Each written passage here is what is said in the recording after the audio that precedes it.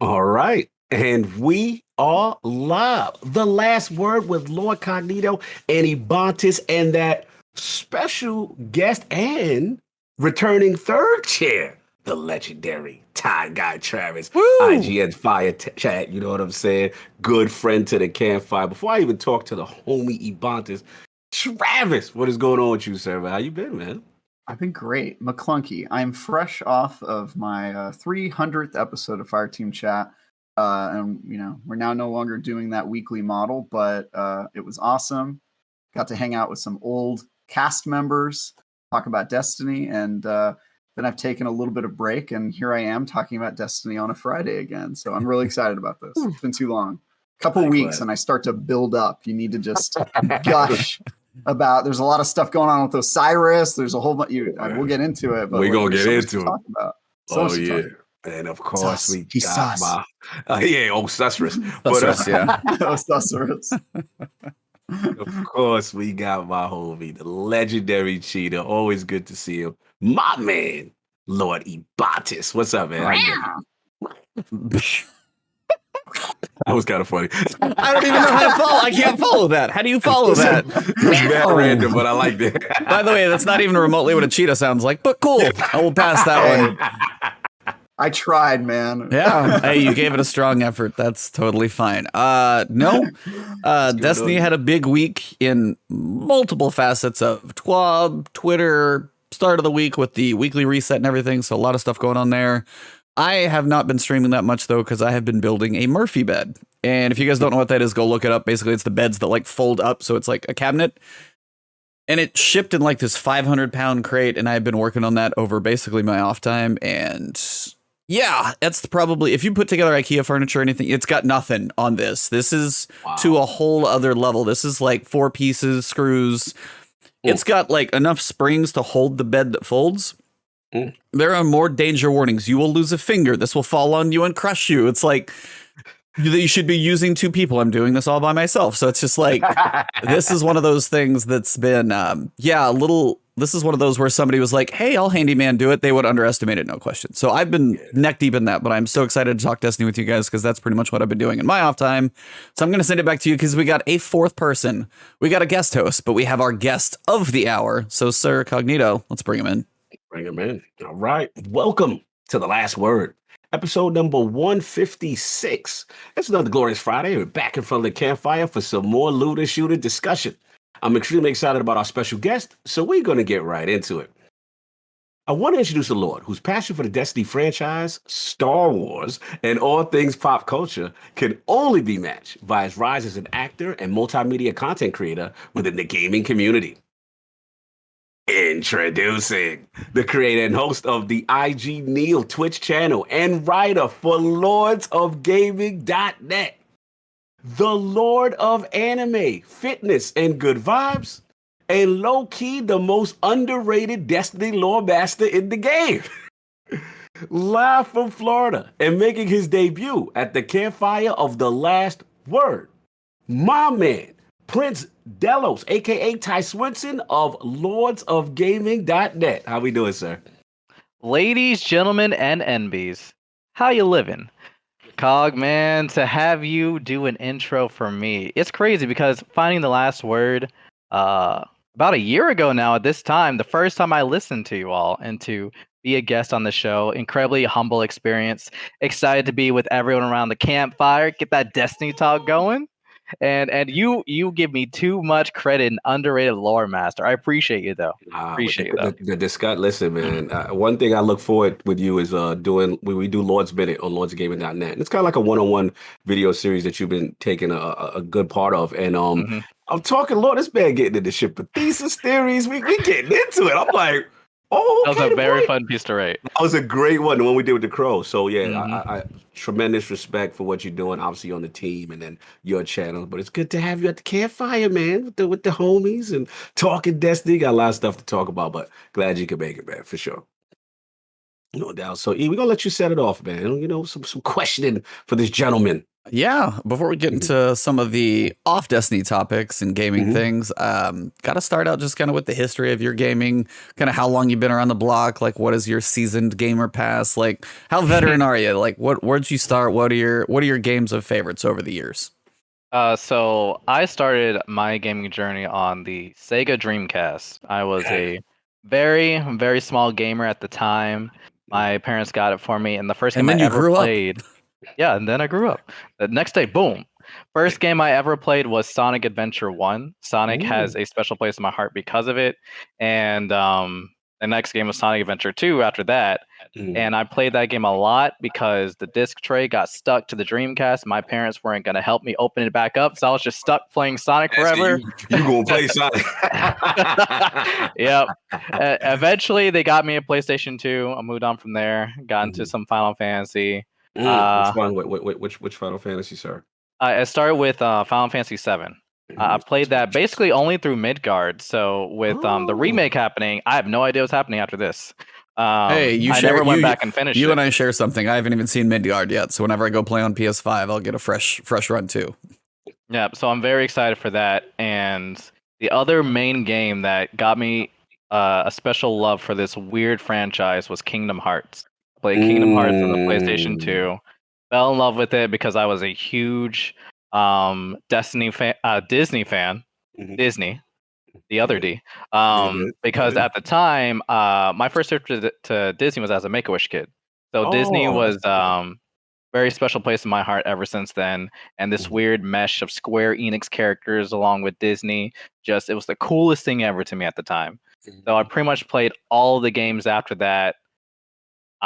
Kingdom Hearts 3 is kind of how me and my partner started dating as well, ironically. So it's weird how it's cemented a special place in my life since then.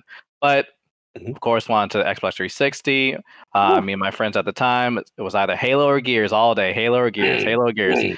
Mass Effect 3 came out, Mass Effect 3 multiplayer, Halo Gears, Halo Gears. Oh, Mass Effect 3 multiplayer was classic. Yeah, we grinded Mass Effect 3 multiplayer a lot. Nice. Then wrap things up with. You know the story of Kingdom Hearts? Like, could you explain it to me? So if I give you like this giant whiteboard, I can explain it from you from A to Z what actually happened. But long story short, there's a mouse named Mickey, a dog named Goofy, and Donald. He's a duck. He never heals you. The end. Is Goofy a dog though? Do we know that for sure? I would hope so. I think. What's Pluto then? Pluto is a dog that's less smart. I guess the Neanderthal of dogs.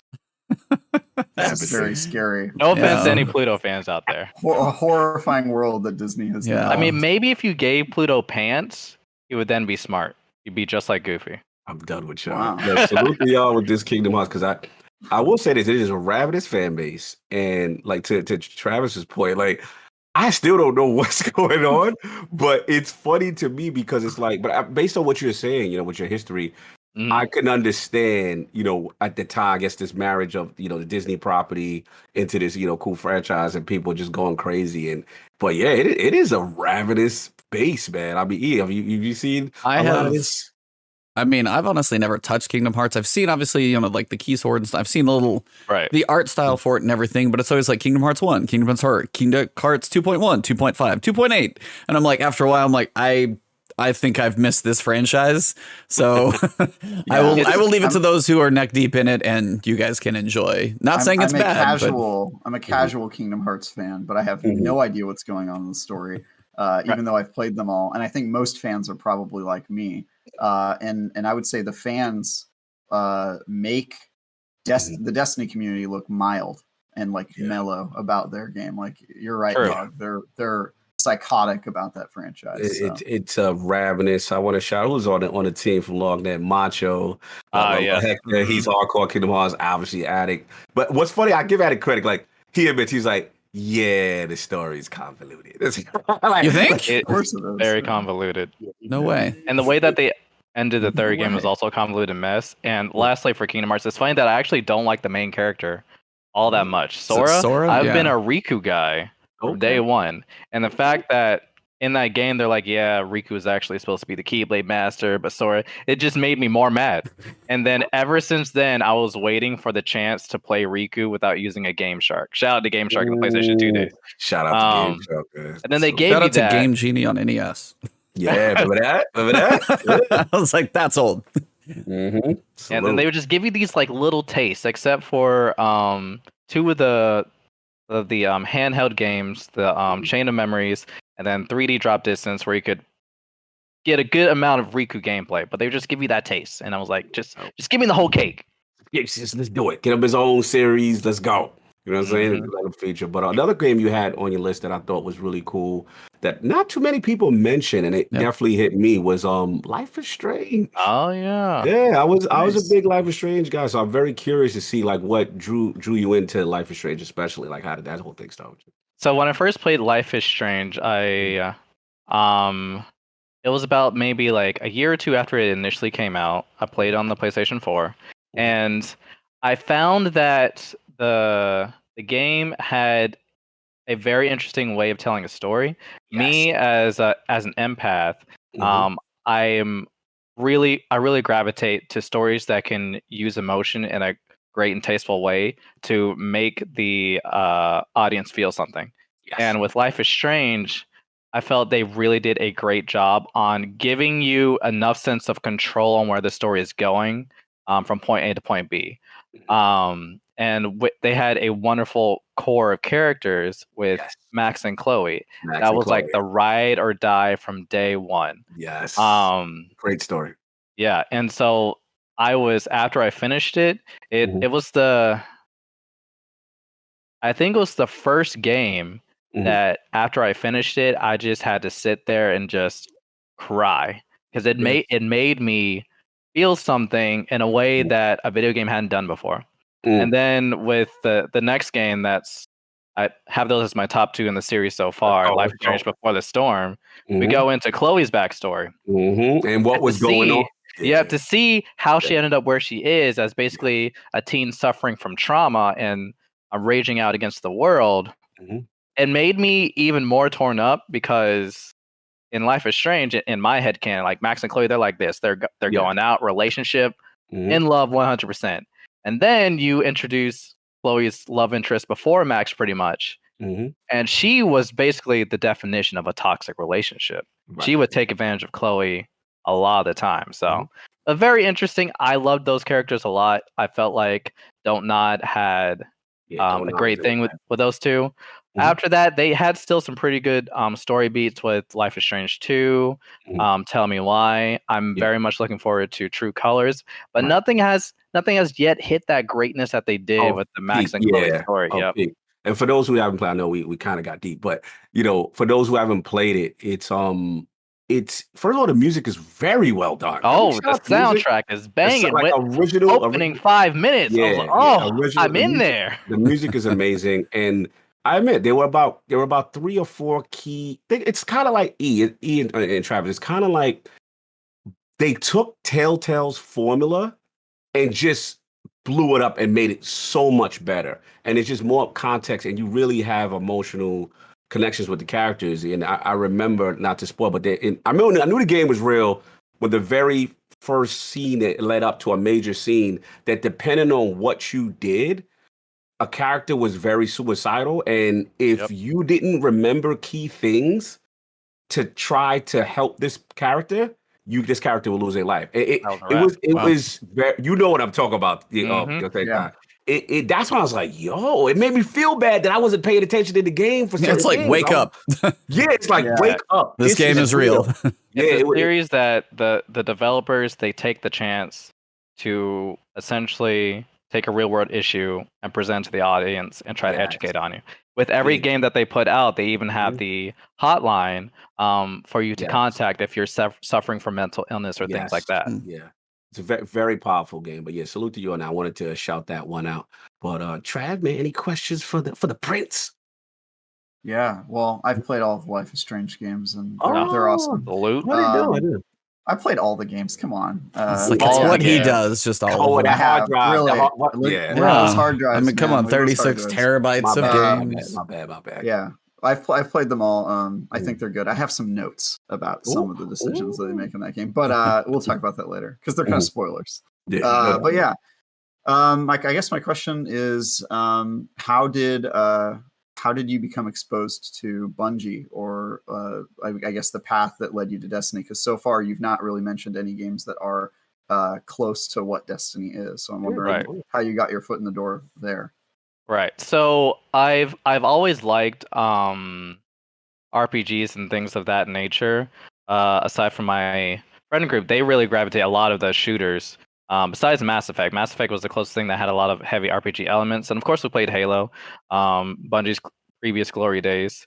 I started out with Halo 2 into Halo 3. I played a little bit Halo 2, and then really got into Halo 3 with my friends.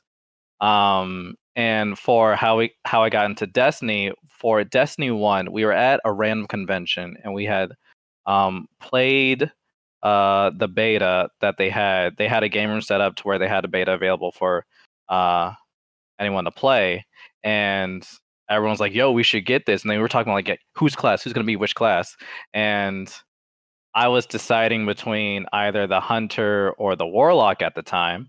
But then my friend was like, "Oh, yo, I'm gonna be hunter, so you gotta be warlock." I was like, "Well, You all got right, that's fine." Gotta You be know, space warlock. magic. I was kind of getting like the Force vibes with Star Wars and things like that, so I'm fine with warlock. So we played Destiny together, played it through the campaign, and after that, they pretty much fell off and went on to the next game. And I was by myself, and I was like, "All right, I guess this is it." So before first raid VoG even came out, I was like, "All right, we're done." We did not look back. Destiny 2 comes around. And they come back, "Oh, you remember that game we used to play? Yo, they got a sequel. We should check it out."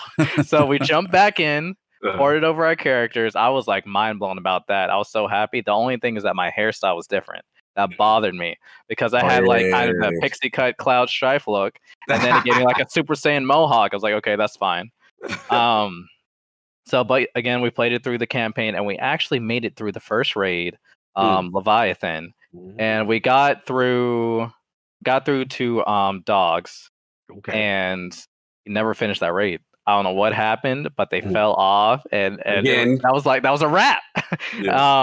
And I kept the game on my hard drive.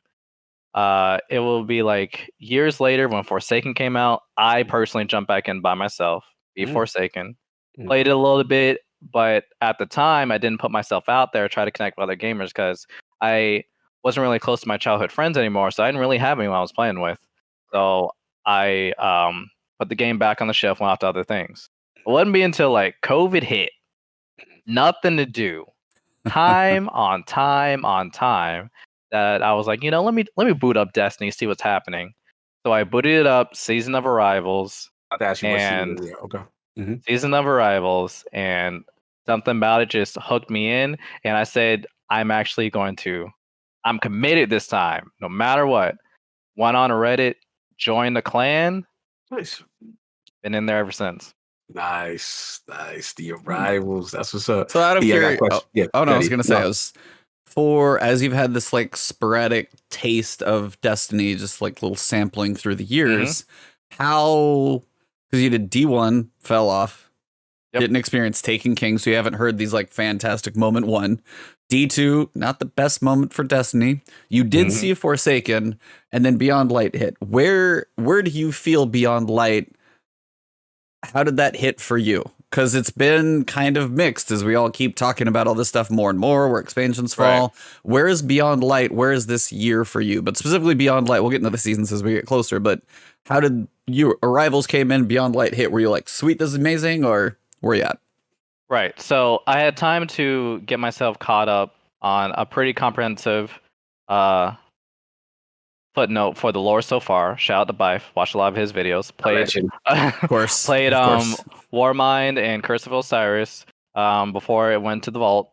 And as things were developing the season and the pyramids were showing up, I was excited. I was like, oh, like the darkness is here. And sunsetting was coming into being, and I wasn't as attached at the time, so I wasn't as mad about it. Because I didn't have a lot of this year 1, year 2 stuff that I liked that was going to get sunset. And then when Beyond Light hit, most of the stuff that I was still using was say from Sunsetting. I played through Beyond Light story. I thought Stasis itself was very interesting. From the supers and subclasses I had gotten used to, I enjoyed it from a narrative perspective a lot. That's what had me sunk in at first. I thought Aramis was an intriguing character, and then when the story was over, I kind of felt like some people have already complained about that. I was expecting something bigger to happen as the domos are being set up for the darkness to Buddy, hit our Travis is system. smiling. Travis is smiling. He reviewed Beyond Light, so he's definitely nodding his head with all of And I this. you're stand saying. by He's my like, review. check. This is his review. Yep. Continue. And so continue. yeah, it was this again. It was like kind of this weird disconnect of where we were told to be looking one way, but we were essentially being taken almost in another way. Like, sure, we commune with the darkness and we started using the darkness subclass. But like ever since then, the darkness has been kind of on the sideline. So Europa itself, I love the planet. It's beautiful. Mhm. Kind of wish we had some Gambit maps or some PvP maps, but that's okay. Oh yeah. That's a whole The main podcast. story of Destiny has always been the side story of Destiny. Yeah. Like it's never the main thing. Like in Beyond Light, they're like, oh yeah, this is all about Aramis, and then you're like, oh, by the way, you're becoming best friends with the darkness, and there's huge implications of that. But we'll talk about that later. Right. Yeah. We'll get never to it did. later. Don't be bad. Don't We'll use see. those powers. If Don't you be if you evil. would. Oh yeah. Remember that? Remember Zavala? So please Effectively- don't use the darkness. Thanks. Effective immediately. We're gonna put a ban on that. I'm gonna write a sternly worded letter about you. There it is. You decide to use the darkness. Ghost is gonna go ask. It's gonna the go in your manager. file. Yeah. You're gonna demerit. Yeah. No, I feel you, man. But yeah, no, I hear what you're saying, and that it's a good point. In reference to sometimes, Destiny starting with that, the one that they promote, the marketed story, right?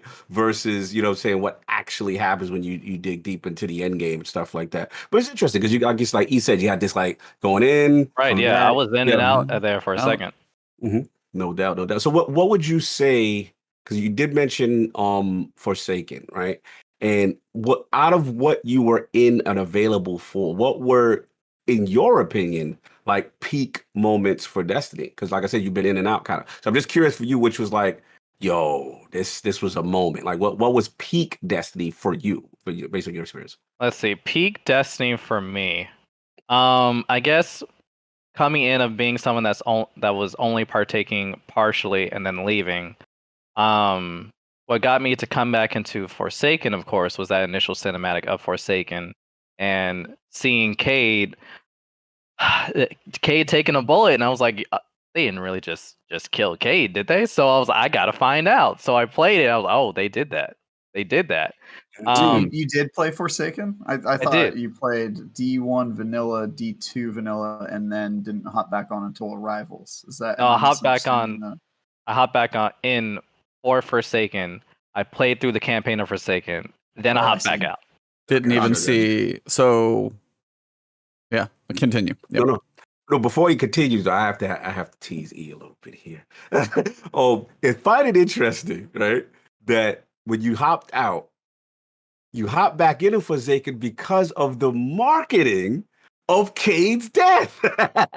So I just found it interesting because this has been a point of contention at some point. I shouldn't even say a point of contention because I do agree with E, but what E really can't stand that they did that, like Fritz, but E cannot stand that they killed him, that he wanted that to be revealed in the story naturally, right? And I feel him, right? But I always felt that the marketing team, and Trav, you tell me if you agree, like push that to sell that expansion to get you to feel away. Right. And I know that, but it's just funny to me for Prince who went away. And the reason he came back is because he had to know who did this to his man. Continue, Prince. Continue. Yeah, I understand. I can't even defend his myself point. over here. It's fine. Keep going. I understand his feeling because like now being on the inside, I'll be pretty upset too if we get like this big reveal spoiled in the cinematic trailer before actually experiencing in the story. But I have to give it to the marketing team because they got me with that. Even if it was only for a little bit, they got me to come in. I swear to God, if they kill Ikora in a cinematic for Witch Queen, I'm gonna be livid. That's all I gotta say. Like, Cade had to die so that the Destiny community could live. He sacrificed. All right, Obi Yoda. Oh man. True, it's true. So yeah, I agree. It was totally a marketing ploy, but it worked. And was it worth it? Right? If Destiny was not headed in the right direction, hot on the heels of Curse of Osiris and some of the other stuff that came out after Vanilla. So is it worth it to kill off a beloved character so that the community could come back in force? Which it did, and it rebounded with Forsaken expansion. And maybe it wouldn't have had that chance if they didn't have such a provocative like tagline of like "Get revenge, revenge this character that you really love." So absolutely, continue, Prince. You were saying. But yeah, so that had got me into Forsaken. Playing through the story. Let's see, peak moments. So starting off coming into Destiny 2, because that's what I remember the most. I barely remember my time with Destiny 1. Destiny 2, the opening mission on the Fall of the Tower, I thought that was really, really cool. Really cool, strong first mission to start out. One of my favorite moments is when you lose your light and you're coming out to that cliffside and that music starts swelling. You're like, oh man. He loves that. I love moments like that where the music coalesces so well with the scene, because I'm also a big music person. My partner, she has a degree in opera. Wow. So that was also very well done. I think everybody has an attachment to that moment because it was so different from anything that Destiny had done up until that point. It was like a really, really slow, intentionally slow, emotional storytelling. I remember, so the first time I played that was in a hotel because I was doing the on-site review for Destiny 2, and it was a whole bunch of other journalists who were seeing it like, a month before it would come out.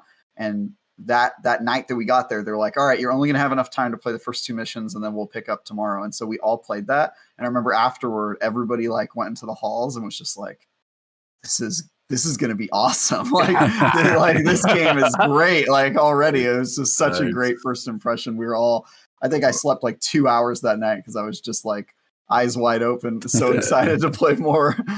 Right.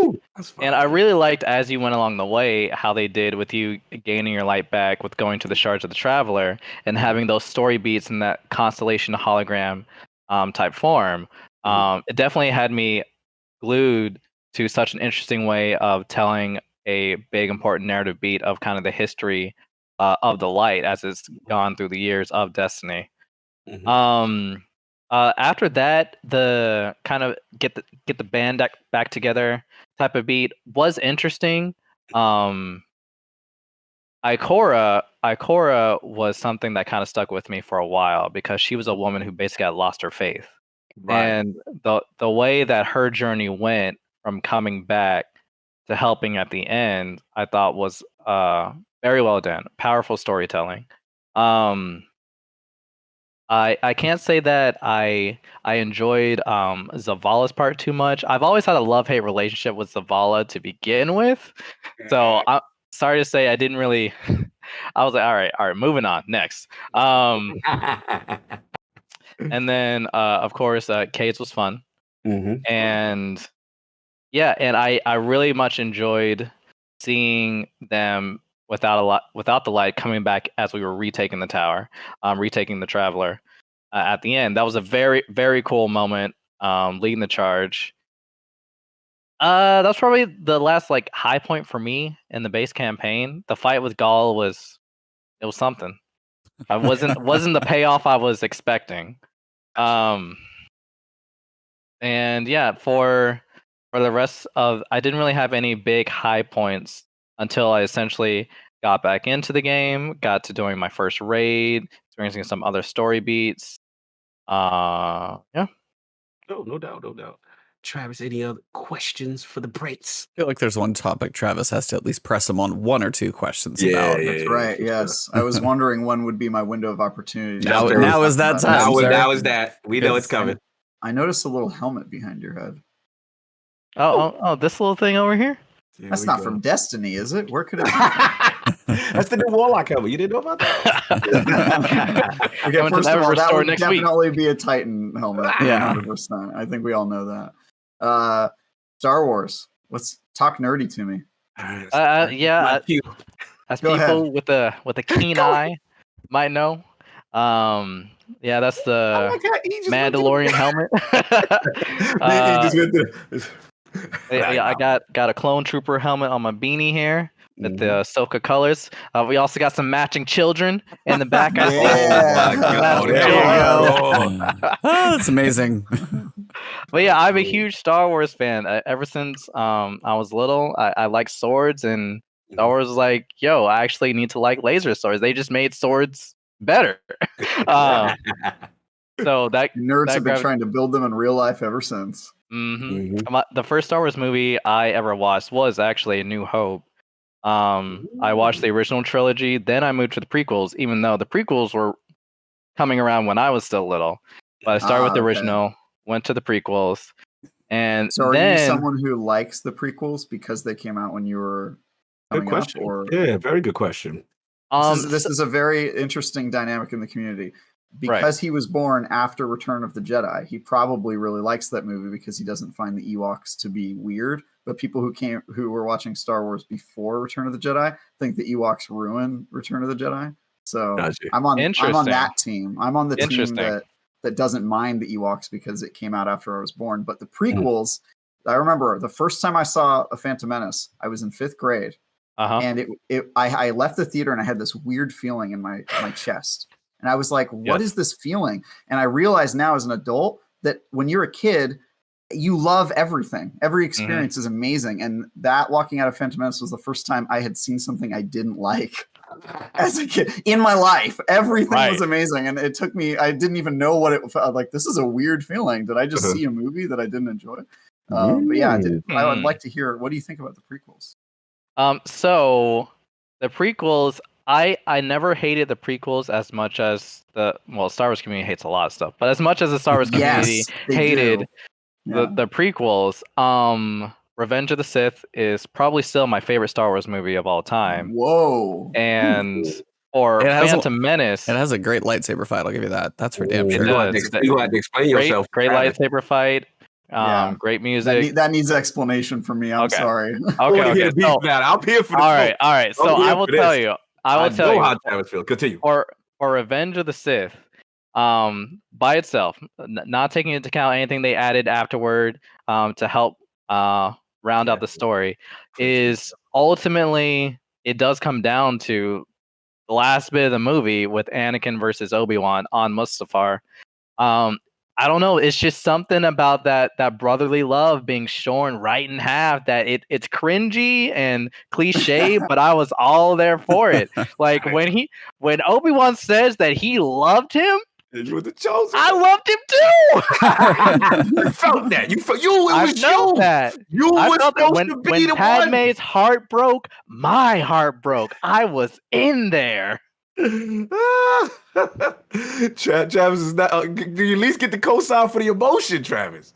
I co-sign for the emotion, but I cannot co-sign for the dialogue, man. The dialogue is the worst part of the movie. I will give you that. I have a theory about what happened with the prequels, because there's this thing when you're making a movie, they do storyboards, and on the storyboards you write placeholder text that's not supposed to be and they the never dialogue changed it that's out? actually in the script. It's just supposed to be the basic idea you want to convey in that. And I have a theory that George Lucas created the storyboard script, and then they use that as the actual script in the movie because everybody was afraid of like stepping on George Lucas's toes, because all of the lines of dialogue sound like something that you would write if you were trying to be like, okay, well, we want him to say something like this, not this exactly, obviously, but we want him this general idea, right? And then, if you're not with me, you're against me, like all those lines where you're just like, okay, like there had to be a better way to write that, but they just went with the storyboard text. That's my theory for all the prequels of why the dialogue is so bad. Right, that's a very good theory. I don't have a problem with you liking the prequels. Teach their own. I actually don't hate the prequels. I like every Star Wars. I like all of the content. There's none of it where I'm not a hater like so many Star Wars fans are, but I mean there's just so many good Star Wars movies. It's surprising to me that Revenge of the Sith is the one that you associate with. But it's ironic that like I didn't become a diehard Star Wars fan to where besides the movies I went to now I go into every single TV show, I go into the books, I go in the comics. comics, anything Star Wars, I'm gonna try and get my hands on it. And it didn't happen until Disney really took the helm of Star Wars. And it wasn't because now that Disney was in there, I was like, oh, Disney, I'm following them. It was just that it was a nice reset for me because I hadn't delved into the EU Gotcha. before that. But then Yeah. with the reset of the canon, I was like, this is going to be the best time if I want to know anything that's actually matters right now for the Star Wars storyline. Yeah, no, I was one of the guys who kept up with the old canon, and it got out of control because Lucas would sell the rights to make Star Wars content to anyone with 2 nickels to rub together, and it just was out of control. There was like, Palpatine came back 7 times, and I think Wicket the Ewok killed him one of those times. Like just ridiculous crap. We were like, what the hell's going on? And so I sort of gave up on it. But when Disney acquired it and they said everything's uncanonized, I was like, thank God, because as a Star Wars fan, it really, you need to control your IP, and I just Lucas was a terrible custodian of the Star Wars IP, so I definitely empathize with that. I always take that line that for Rise of the Skywalker, I know it had very interesting final villain, but it was a nice nod that somehow Palpatine's back, because that was the story of every time for the old canon, Palpatine would come back through cloning or some means. Yep, and now I remember the old wiki for for Palpatine's page. It used to say like the years that he was alive to the years he died, and then there was like another set of brackets under that, and then another and another and another. Like he was alive from this year to this year, and then also I was just like, I hate this. And now on the Star Wars wiki, I'm sure they're gonna have to add it back if he was ever really dead. I mean, I don't remember for you, Travis, but I'll also say that for Star Wars, my favorite Star Wars character of all time is Ahsoka Tano. I think that's Teddy's as well. It's a good choice. It was yours, Good Travis. choice. I think mine's Yoda. Yeah, I think I've asked you We have that. a lot in common. Old people. Nobody understands us. We're weak. Speaking weird dialects, good stuff, right? Yeah. Can't form a language super well. Well, speaking of keeping your IP in control, there's this franchise that we've been a hold of for a few years now, and they've actually got a job that does this now. We're going to roll into the Destiny stuff right now, and that's the worst segue ever. Please do. Good segue. They literally posted a job for Destiny Historian. You guys see that posting? I did. Yeah, so I didn't even read through it. You did? Nice. Travis applied. Well, I was like, I think I saw it first because I saw Bife's tweet that was just like, I'm not touching this. Like, not even my thing, not really qualified for it, so not really jumping in too much. Read us the job description. I gotta find it real fast. Hold on. I'm going to say, what is the requirement? Well, what is it that Bife thinks he's not qualified to do? Why does Bife think he's not qualified? It must not be what we think it is. I think it is. He also said that he just got married as well, and he didn't want to uproot his life. Okay. So the responsibilities of a real Destin move. Destiny Historian. Coordinate with the Destiny game director and narrative leads cross-project to ensure consistency and continuity for Destiny. Coordinate with internal and external writers to verify consistency. Create and maintain story Bibles on Destiny. Work with the creative teams to manage all the logistical aspects of coordinating Destiny and ensuring final products are consistent with the product standards. Establish style guides and specs required to define and document the narrative direction of the project. Generate and maintain story treatments, character bios, environmental guides, casting documents, and other supporting narrative documentation. Maintain character and world consistency across all storytelling channels cross-project. Review all game scripts, reads them for content and continuity, and offer suggestions and feedback when necessary. Prepare reference materials for external partners. Work with production to manage schedules. Support larger franchises, same stuff. But I mean, it's basically keeping the continuity of the franchise. Continuity. Yeah, that's like a showrunner at Hollywood or something like that. Yeah. So I think like half of those things sounded like stuff that Bife would do, like consistency and knowing like all the different threads. But the other stuff about like managing style guides and casting notes, Bife is the guy explaining it to you. Bife is the guy giving you the extended cliff notes to give you without the full reading, like giving you more detail, understanding the story. He's not the one writing it.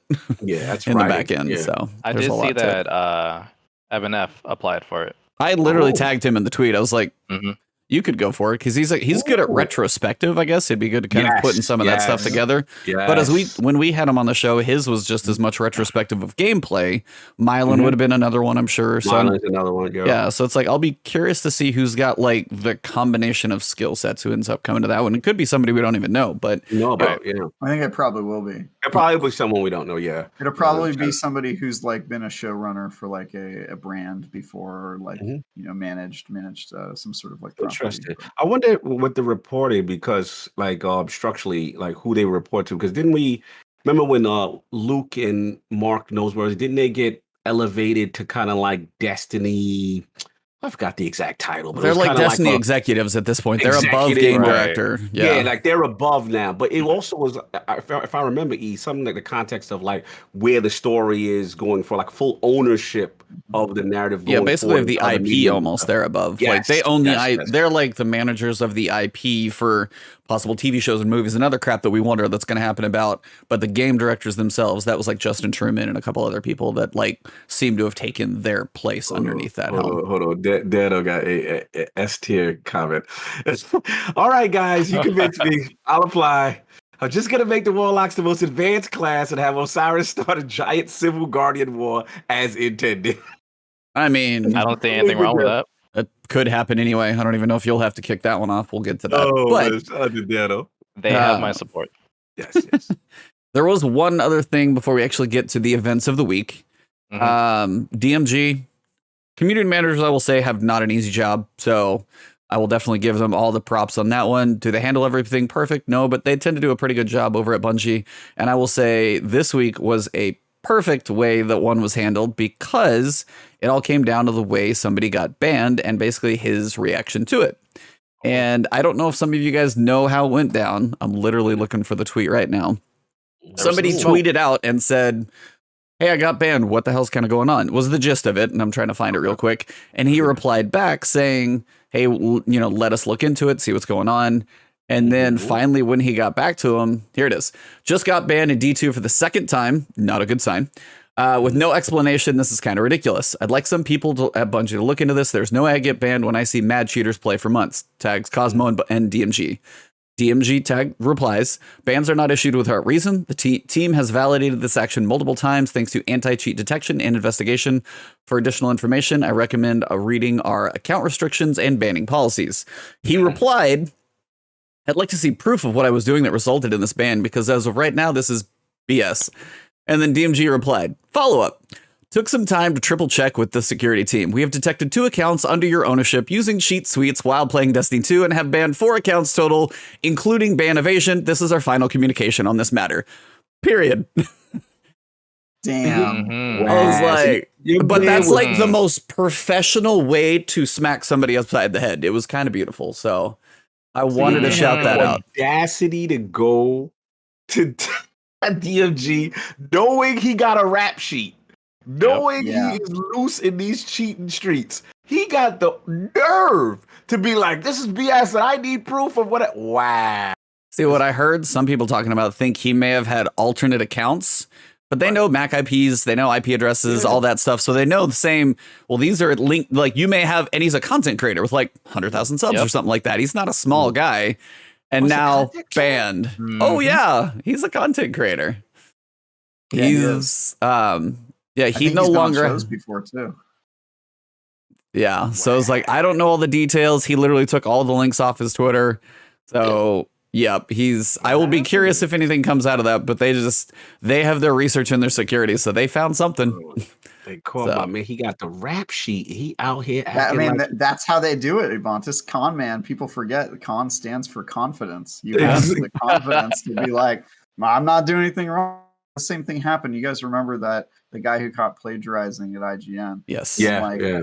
After he got caught, he posted like, "Read all my reviews." People did. And they read his reviews. Like, by the way, Yeah, that's what they do. They Yeah. hope they think it can't occur to them that they'll ever get caught if they're just Yeah, that's what it confident is. about it. You're right. You're Yeah. absolutely right, Charlie. It's the confidence. It's the Mhm. they've been so used to getting away with it, but it's just so brazen, Travis. Like, Yeah, like how? it Like, is.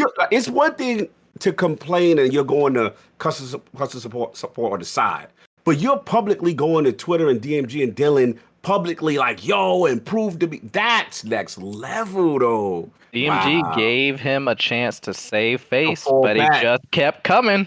Yeah, so they pulled out the record, they pulled out the offenses, the misdemeanors, the felonies. Damn. Mhm. Good on them. Good on them for finally. Yeah. Yeah, send me that taking tweet. I will steps. read that.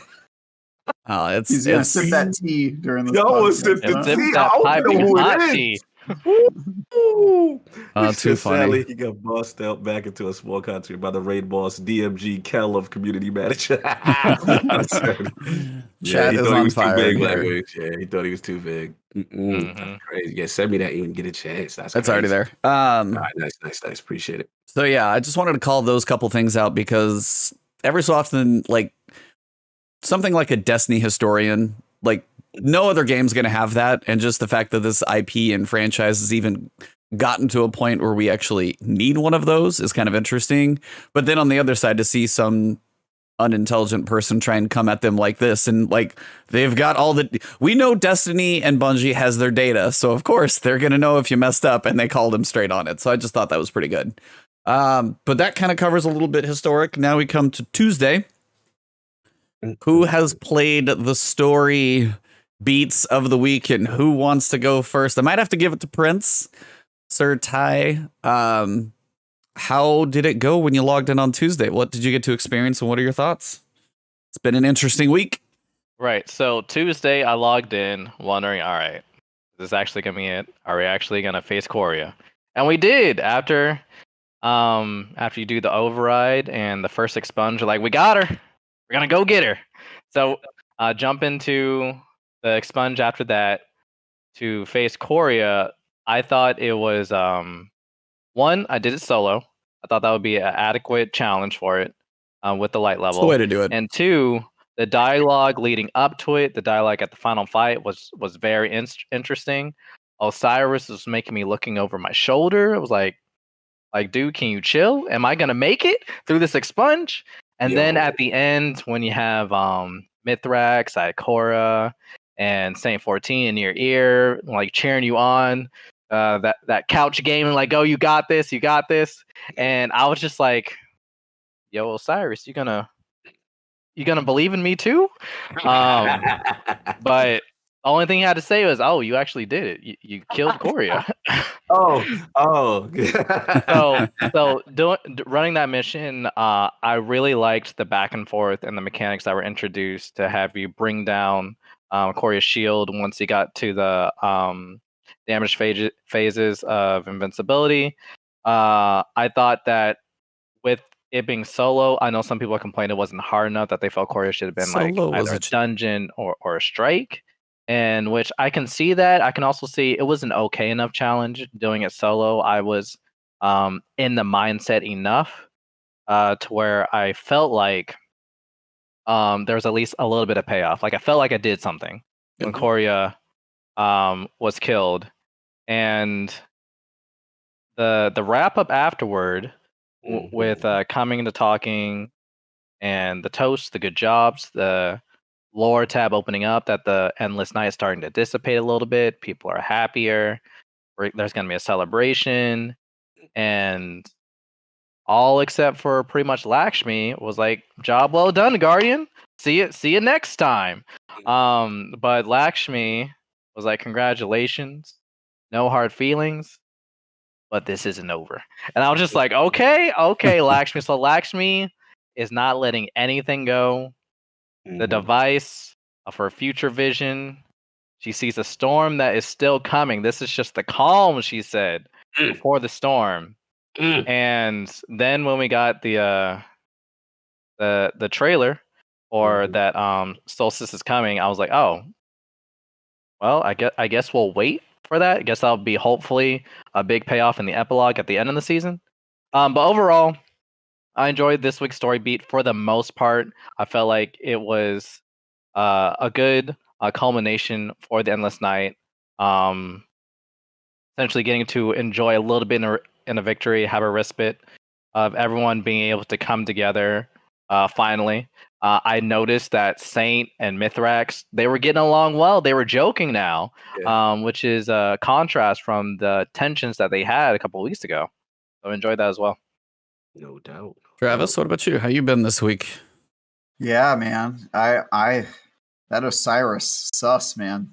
He's so there's that moment, I think it's I during know which one. During the Expunge. I where he know which says one. like where he Bro, says gave me during chills. Expunge where he I goes, know which one. I underestimated you. I will not do that Won't again. that And again. you're That just gave like, me chills, bro. you're like, dude, at this point, this isn't even Osiris talking to us. Right. Like, it's so Facts. obviously Savathun, and it's Facts. crazy. I think somebody else was posting. I don't know if this is a new thing or maybe just something we notice now because everybody's paranoid, but Osiris has like black veins on his head. Have you guys seen that? No, When you I look have at him? not. Yeah, he's No. got somebody posted the screenshot of that, but he's got Ooh. like it looks like he's like corrupted on his face. Interesting. But yeah, dude, there's something's coming. There's gonna be I still hate Lakshmi. She kind of like left with her tail between her legs, but I hate her and want her to go away. But yeah, dude, it was a good week in Destiny. I really like the model they're doing where they bring stuff out slowly. Do I like doing Expunge every week? No. Do I like doing the override event as often as I've had to do it? Absolutely not. There's that challenge where I have to do 20 corrupted chests. No, thank you. But other than that, it's. I think the story is stronger than it's ever been, week to week. Like what we're getting and what they're setting up, and how it feels like stuff is actually happening, and it's awesome. It's also just great to be able to log on to Destiny and play a little bit, but not have to make it your entire life. Which we were forced to do when they only did one expansion per year. It's just like, all right, clear out a month and a half, 2 months, because Destiny is the only thing you're going to get to do. And now it feels like it's more manageable. I can play other games and then log on to Destiny every week during reset and do all the stuff. And then after that, I can just go back to Crucible if I my home, my warm and fuzzy Crucible, and then play other games when I need to. So it's good, man. I'm pretty happy with the state of Destiny. Also, that stasis nerf. I know you guys have probably talked about it on the show, but I've not really gotten to talk about it since it happened. And how you feeling? That's changed the game, man. I mean, you don't really see stasis in Crucible anymore. So it's interesting, at least on console. I don't know if that's true on PC. It's definitely much lighter, for sure. What about you, Sir Osiris? I gotta know, how you feeling, man? How's this week? Dude, are you ready to say goodbye to your Warlock? Yeah, I think I don't know what's going on, but it's good, man. I really do get excited on Tuesdays. You know what I'm saying? Really do, just because the lore is so good and like what's gonna happen this week, right? So you jump in and you do your Expunge and okay, cool. I mean you do your override and then okay, cool. You go to Expunge and like Travis nailed it. Like I'm descending down Expunge and I'm hearing Osiris talk and he's just like, yeah, you did all these great things, and I've underestimated you, Guardian. I never will again. And I'm just like, whoa, bro, come on. Like this is really chilling. Then you couple that, it was a little like tension because you listen to that, and then you're seeing the text of whoever the hell that is, Savathun Quarry. I already see your grave. You're getting all this like negative energy, future telling energy while you're doing this. And then, I did the initial one and it was like, okay, boom, one more. And I believe it was Expunge Delphi or whatever it is. Yeah. So I'm like, okay. Now I see shout out to Tassie. I know like he's not a fan of the Quria fight. Like he's really not a fan of it. But I'm with Prince. Like if you do it solo, I'm usually not a solo gamer, be honest. I always play Destiny in a cooperative mode, but there is a challenge and a fun of sense of accomplishment when you do it solo, and to me that's the way it should be. That mission should be played. I almost feel they should force it as a solo activity, you know what I'm saying, because it really transforms it. I liked it. I like bouncing around. It was basically they melded every Expunge mechanic into this last one, but the thing I liked about it, you had the two bosses, and then I actually liked when Quria starts to get low. Shout out to Deathbringer. Deathbringer with the I'm sure that just charge. nuked her. Oh, Yeah. shit, so shit. I just sit in the back, shoot that thing up in the air, and I got the catalyst, so it hits harder every time. The Deathbringer things drop. So yeah, like I was doing my thing on her, but I have to admit, like when she gets towards the end, like she ramps up. She's like, it's like a Oh, video game. yeah, it's like Yeah, she said yeah. like Pong. You never play Pong? Like it's like Pong blocks, Tetris blocks being thrown Yep. at you. I'm like, yo, all right. Like Yeah, she was heating up. Yeah, she heating up. I'm like, okay, I liked it. So for me, and then like Prince said perfectly, like Sate had me hyped. Come on, Guardian. This is it. Do it. Like everyone's couch co-op cheering you on. You're doing the thing. I liked it. So you get back, you have that moment. And I wanted to see what was going to go on. Obviously, I thought what was interesting, the Endless Night is not finished. Yeah, that honestly, you'll steal my thunder a little bit there, but that's Right? my one drawback to this whole thing is the fact that you've literally been like, hey, whoever it is controlling this, and it's like this, like it's forced delay to either it's got to last the week because now we see the trailer for Solstice we'll get to later and looks fine. And I'm like, why is it not? As soon as you kill Quria, it's done. It's like, oh, we need to untangle things. I'm like, Untangle things. I was like, unless that leads to something 6 weeks from now, which once Right. you saw the Solstice trailer, we figured out it really doesn't. I was just like, dude, as soon as you go back, just be in a new instance of the tower that's Right. bright. That was the one thing I think that I like I enjoyed the fight. You can go back, but I agree. That's been the one for me that was like, man, close. Cool. Anyways, you can keep going. Yeah, no, that was my thought process. But also, like my new thing is I screenshot every time Ikora is like, yeah, now we're gonna give all the data to Osiris. And I'm like, girl, when are you gonna stop giving this man is clearly the problem? And you go, this thing is not solved. And, let's get all our top secret books and give that to her and all the data. And I'm like, so it's just like, to me, that's the part. It's like they keep feeding, Osiris all this information, all this top secret stuff to give Savathun their strength. So I think we're really setting up for something awful. Because like you said, this Endless Night ain't over. You know what I'm saying? It's still going on. They've stopped Quria, and I think it's more of a the vibe I get is Savathun is testing, right? And was definitely underestimated that we'd be able to stop the first snare or trap with this thing. But now I think it's going to weave even deeper into locking us into some type of really bad situation.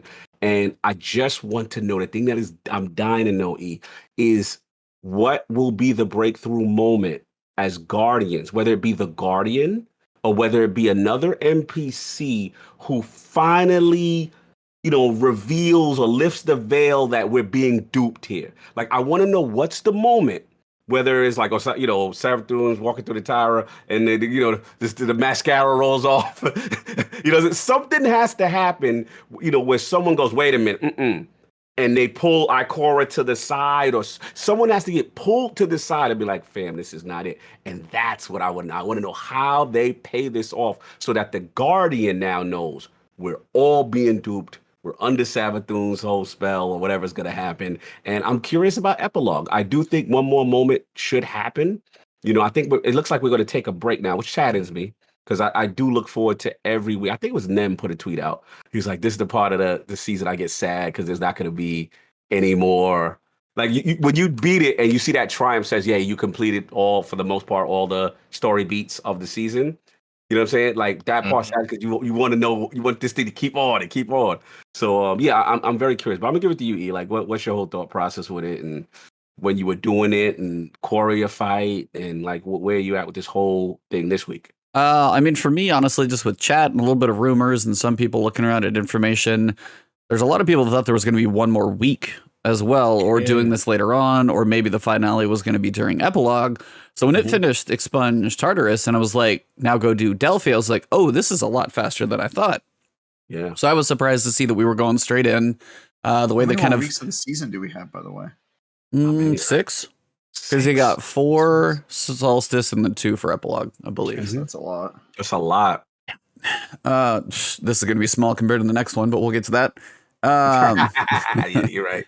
You're right. So yeah, so it's like when I jumped in, I was like, oh, I'm like, when you start Delphi, you're like, you go through the opening, you're like, cool, I do my minute 15-second run, bam, I'm in the middle of Leviathan. I was like, all right, do this whole section, jump through, you go bam, bam, oh, here's a portal, and then I'm jumping into sticks. I'm like, okay, I'm going over here, I'm gonna do the left side, and then you jump in, I'm like, portal's back, jump, I'm like, all right, now I'm on the side that I never go on for Tartarus, okay, check, and I'm like, okay, now I think we're going in, doing all this on stream. We jump in and you just slowly fall down. I was like, we finally made it to the new section. But I like the way you got like the teas. Like if you can do it, it was like a minute. Like you can go through them pretty fast. But yeah, it's like I went into it solo as I usually do, just because I like to record this stuff as well. And as you jump in, at first I'm like, oh, this quarry, and then it's like taking shield, going over Hydra shield. And I'm like, there's not a lot of windows to put the damage in there. So I'm like sitting here with a grenade launcher with breach and clear. I'm like, bink, and then rocket launcher, wait for it, fire. So I'm like trying to thread the needle between and everything. Nice.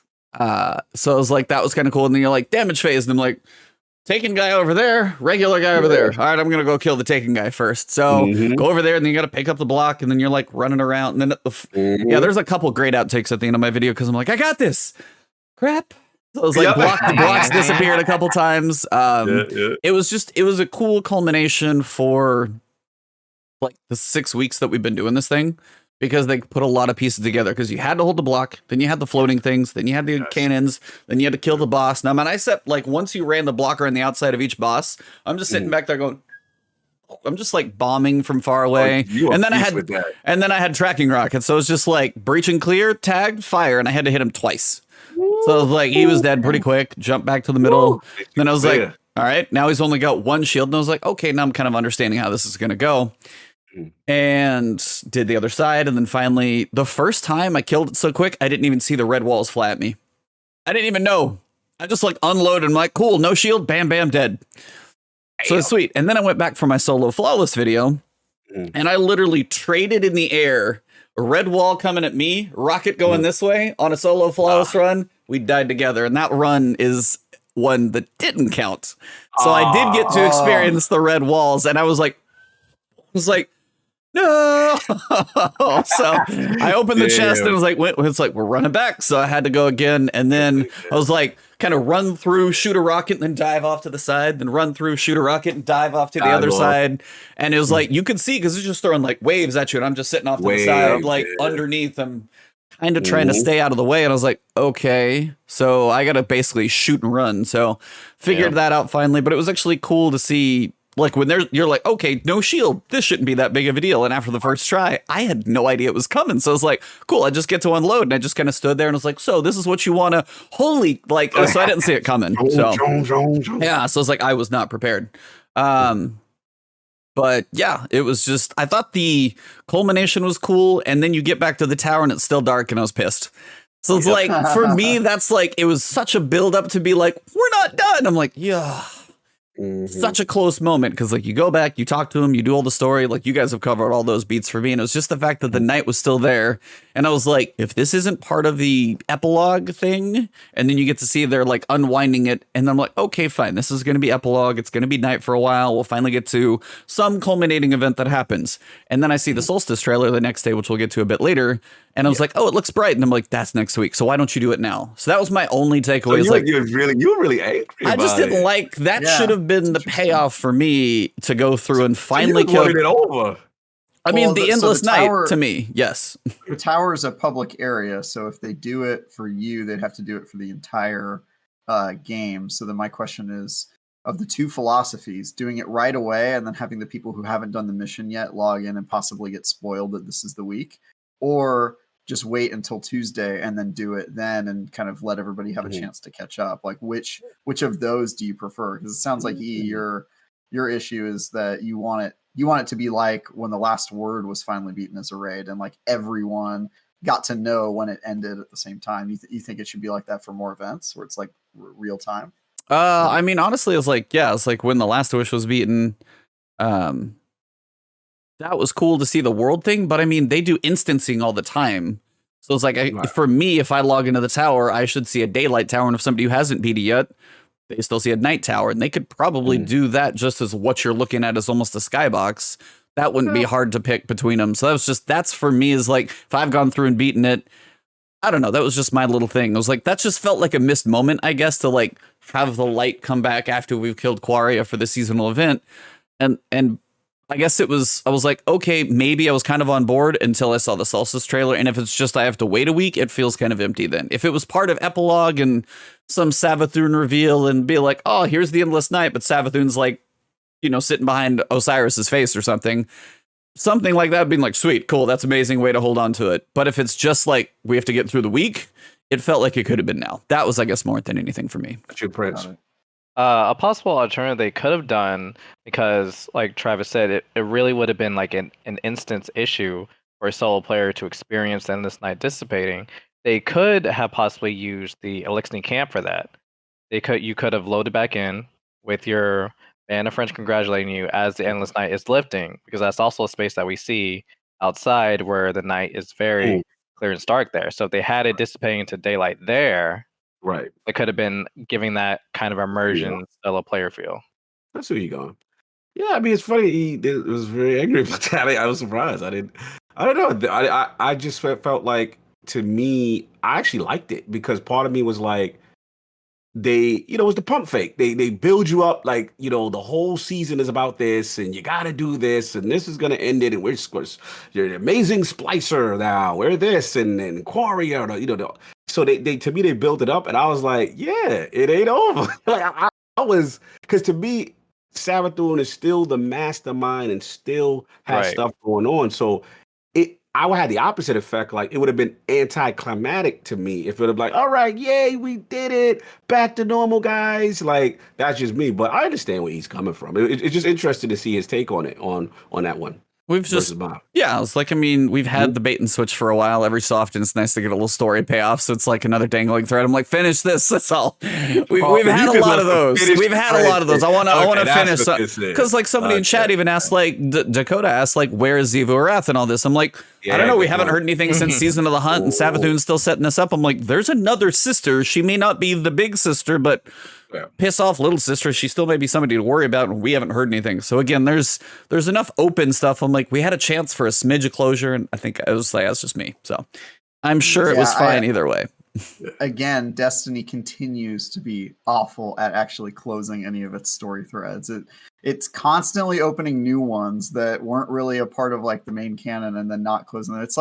It's like a guy who's like dating a bunch of girls, but he doesn't want to commit to any because he feels like it'll close up his options. He's like, oh, I don't want to pick a direction because I might need to pivot and go over here and try new things. So they're just they just seem like completely incapable of just picking a direction and just like following it to the end. It's just every season it's a new thread that we now have to keep track of and remember. I forgot about Xivu Arath already. Like that's exactly. I go for it. I did too. I go for the problem. That's a whole reason behind a season, and we forgot about it. That doesn't.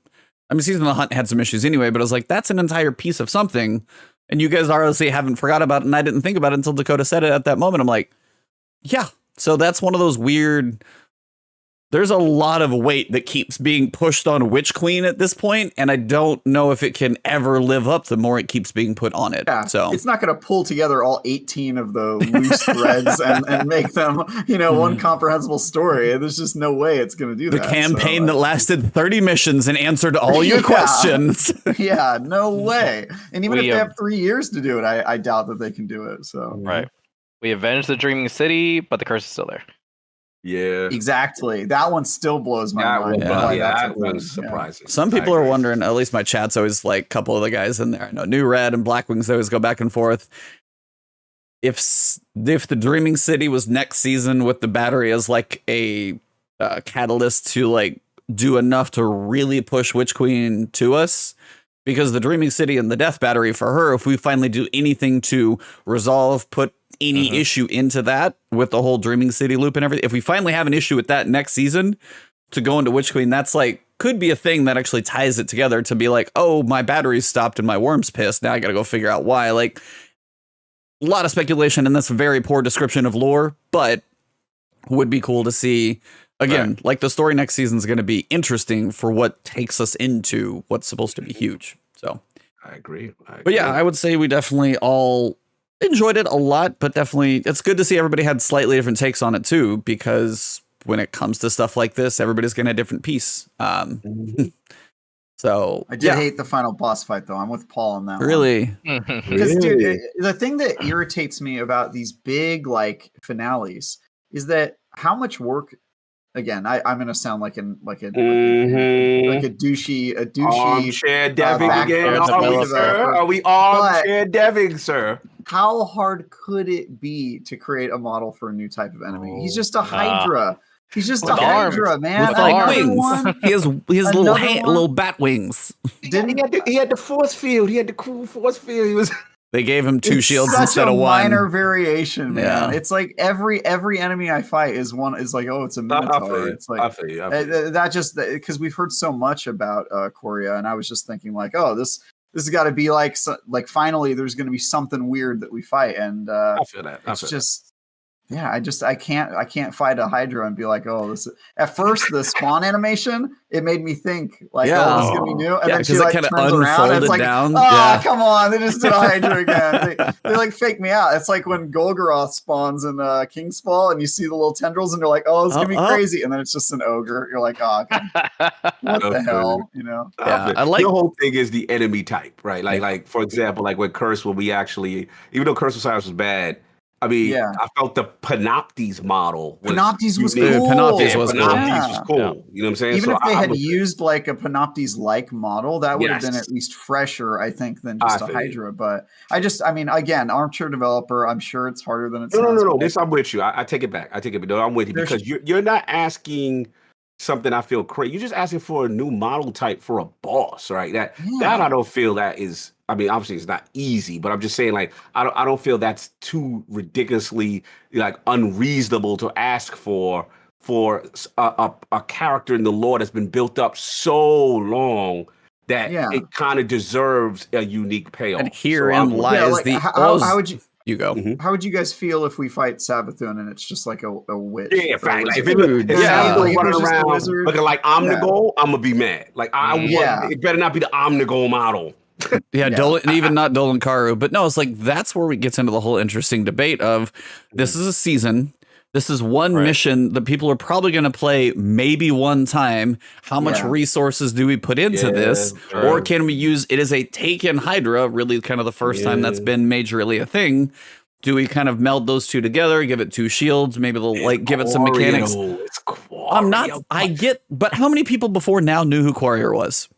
What was it? Quria Mind Transform? Okay, we're on a Destiny podcast. Outside of this, the general public who's like, I'm going to do my strikes this week. Who's Quario? What am I fighting? Cool, this was fun. Like, I mean, here's my question, E. Here's my question.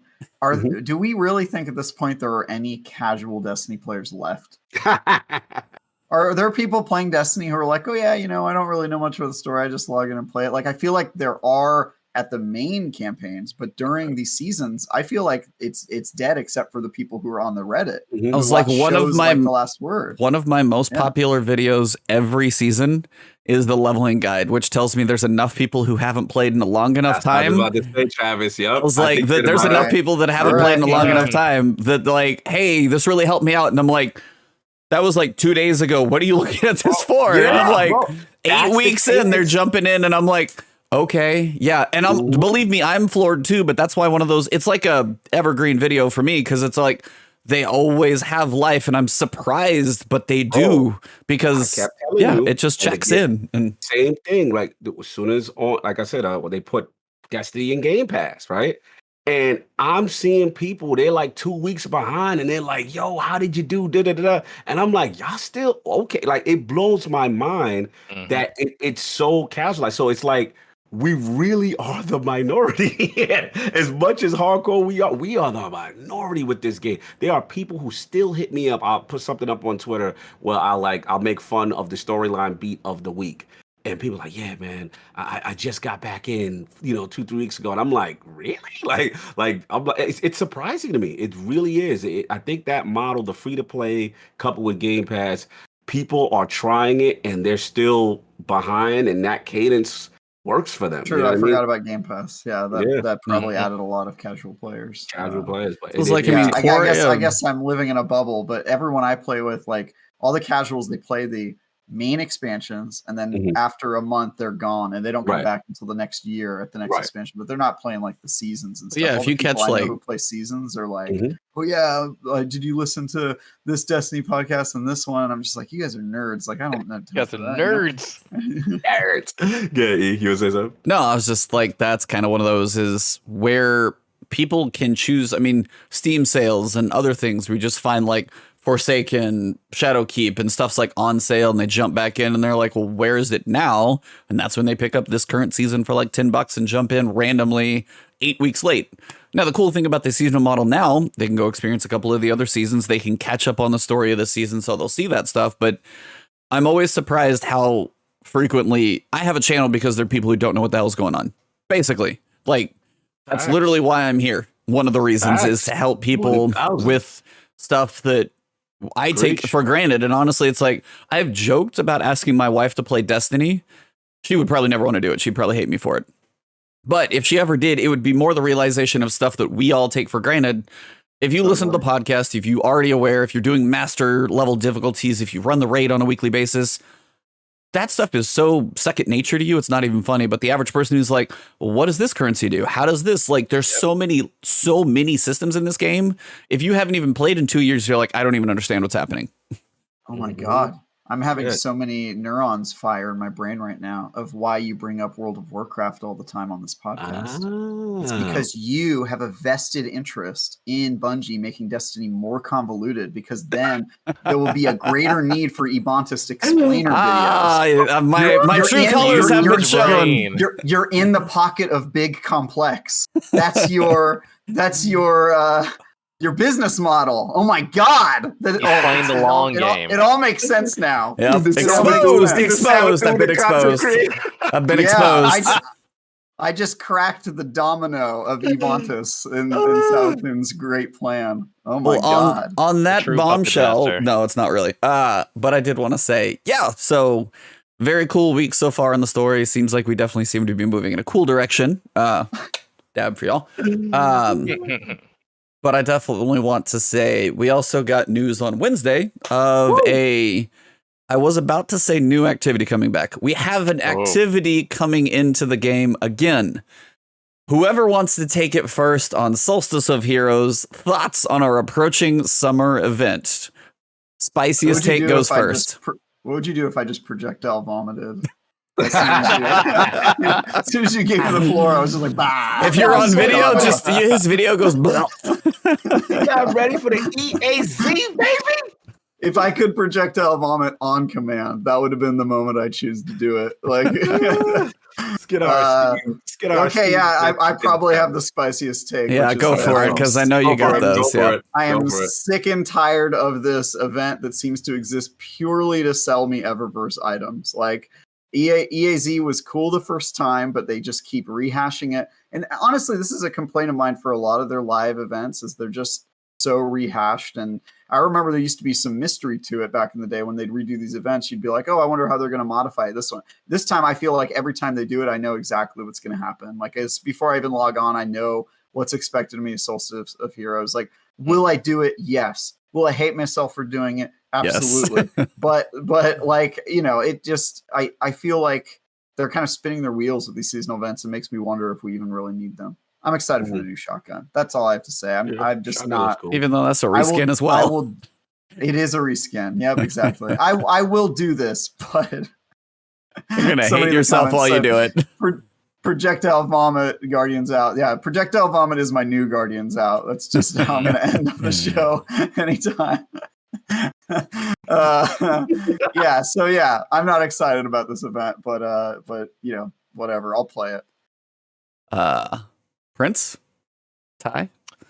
Yeah, I was definitely interested with the perspective of people who have done this a lot more than I have. This is going to be my second time going to the EAZ. And yeah, so I It's the second time. I need a little animated blueberry to put in your corner now. You're gonna blueberry me. We got you. Hearing I heard the complaints of before, like last year when it rolled back around, everyone was already rolling their eyes. Here, with EAZ, Infinite Forest, all these live seasonal events. And EAZ was pretty cool. Watching the trailer for it this year again, it being my second time, I'll probably run it enough just to get me through to my magnificent set of my armor, and maybe get a couple different rolls for the shotgun. It does look nice, and I'll probably be done with it. I didn't really play a lot of EAZ last year as well. It isn't an activity that is enjoyable even to a new player at the time of grinding over and over. The armor sets this year, I've heard that it's similar to the armor set 2 years ago in aesthetic, but I personally liked last year's better actually for how it looks for the Warlock. The glows still look really nice. And yeah, again, like people have already mentioned, for the most part, it's going to be marketing a lot of new cosmetics coming to the Eververse store. I will say the most interesting thing is that Baby Shark Ghost Show that has me hyped out of everything. So I'm definitely they got me for that one. I'm gonna cop that one. But yeah, it was like when I saw the trailer. And they did their job right there. You bought a ghost shell, they're done. That's all they needed to do. Yep, They sold them one ghost shell. I don't care if you log in for the other 4 weeks. You just guaranteed Solstice of Heroes for another 3 years. Yep. Funded it. Yep. Yeah, when I watched the trailer, it was cool seeing Mithrax narrate saying, this is our victory guardian. Let's celebrate. But I wasn't that excited. Honestly, when the trailer came out, I was kind of deflated a little bit. I was like, we're really going to wait, huh? I got to wait till the epilogue to know how this is going to shake out. But it'll be nice little break, enjoy some EAZ, do something different. But yeah. Cog? So far, glowing recommendations from the first two. Can I take it over to my co-host, Cog? So defeated. I love it. It's just hilarious. I mean, it's Solstice. It's what Solstice does. It's what they do. You know what I mean? I'll jump in for a minute. I don't even think I'm that excited about the seasonal. I mean, the Solstice weapon, but after reading the Sandbox, which I'm really excited for, we'll get into. I think I know why it is that, because it appears to be a rapid fire shotgun. Correct, right? E or no? Rapid fire energy. I think it's solar. Right, which I feel the new meta will be shifting to. What happened to a lot of people's shotgun? The apes are going to be mad. Shotgun apes are not going to be happy. Yeah, Travis. But I think that's it. I'm with Travis. It's like, I actually liked EAZ when it first came out. I did. I thought it was a nice, unique thing. It was cool. But it's like we're getting so much of a recycling of the same event with really not too much of a variant. And it just, again, I hate to use that word again. It screams to me resources. It screams to me rehash. It screams to me placeholder, stretch things out to get to the finish line. And I think that's where we are with this. I mean, I don't know how much I'm going to commit this one. I'm going to be honest. Like, I'm not too sure how I'm going to commit to this, because none of this, I was trying to look at something. I'm like, okay, what's going to get me to connect? And I'm with, what you call Prince. Like, the suit is okay as a Warlock. It's okay. You know what had me hype, E? This is what I knew I was disinterested. I was like, well, I might want the shirt. I was like, I forgot to mention, I might get the shirt. I was like, I like the shirt a little bit, and me, I got every Destiny swag. No, the man, Bungie has cashed out. Salute, I see you. Like, Bungie has cashed out on me. They have pimped me. I am a fashion model for Bungie, basically on every event with what they do, because I have to get. So the shirt, I'm like, well, I might want that, because it's more of a show off thing. Like, yo, you did this, this proof of accomplishment. But other than that, Ghost ain't doing it for me. Got a Destiny tie. That's beautiful right there. Like, that's how you do it. The glows ain't doing it for me. I mean, the sparrow look cool. But it ain't nothing so crazy that we haven't seen from like the Dawning or something. So it's like, I don't know, E. I might sit this one out. You might skip on that I don't know, man. Like, I'm not getting the vibe like I need to be in it. Maybe, I don't know. Maybe there's some god rolls. Maybe some new perks on that gun. Maybe somebody finds out about that shotgun. Because I know it's going to be meta. That I know. Because when that shotgun meta, we get into it, it's going to be meta. But Because I it's don't rapid know. fire. Yeah. Yeah, rapid fire I think is going to be the thing. But other than that, I don't know, man. Where you at?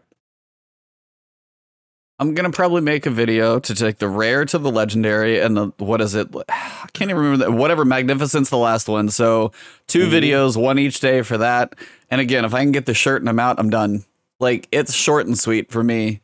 Yep. I'm not gonna do 3 characters. I definitely do not care enough to do that, even if they did give you a currency this time instead of just making the other characters go faster. You have to play 30 Gambit matches, Z. Oh Lord. 30. I haven't touched Gambit this season. Ah, For a very specific reason. Last season they screwed me over on the seasonal challenges. Like 2/3 through that list, they're like, "Oh, now you got to get the full ranks." And I'm like, "I've already been going through kills and everything else, and you tell me that's not retroactive? I've covered this." And I'm like, "So I did not touch it." So this season, 0 Gambit so far. So if I am gonna go work on challenges, which I still can't decide if I care enough to, probably not. That's just the thing. It's like we're at the point where seasonal models are go do some bounties, go do some strikes, go kill these things, kill them in a specific way, use this weapon, use arc, use solar, use void. Like we've done this stuff for years. And I don't mean to like beat a dead horse because we are definitely doing that. But it is to a point where I'm kind of with you, Travis. Like, would you rather not have the event and just have some downtime? Or, and again, this is the point where it's like, is this the marketing and this is the Eververse and this is how they pay some bills?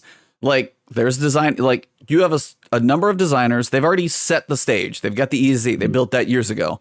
Now you have designers building armor and weapons and cosmetics that can make them some money.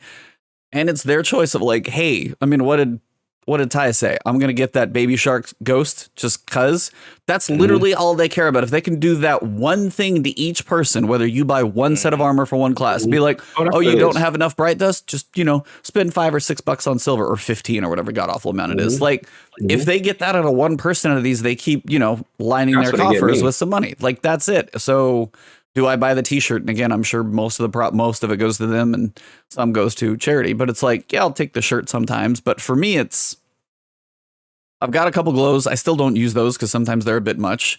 And overall, they've had so many issues with these. They've got some clarification on the previous Solstice armors are, you might be able to use them before and you'll be able to, if you don't have them previously, you'll be able to maybe buy them in a future year, but right now you can't. So I don't know. It's because this leads me to think season 15 will have about a 7-8 week story. Then we're getting into season of or Festival of Lost. You're going to have a little break in Thanksgiving, then the Dawning.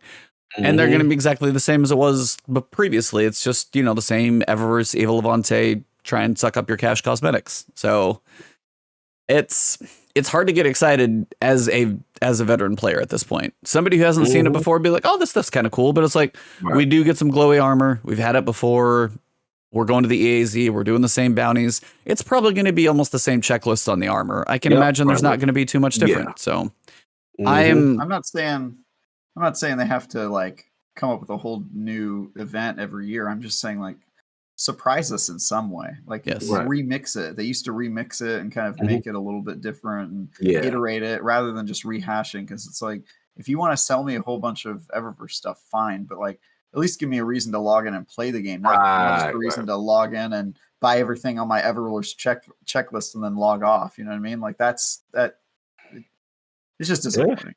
Nah, that's literally what I do because I get suckered because I'm like, oh, what's the new emotes? All right, cool. And then I'm that dude. Don't roll your eyes, Travis. Damn it. Yeah. I mean, I'm that dude. They get me. Oh, you know what's funny? They not even get me. I'm willingly going in there for foolishness. I am willingly because I think it's so cool that they got whatever these little animations or whatever.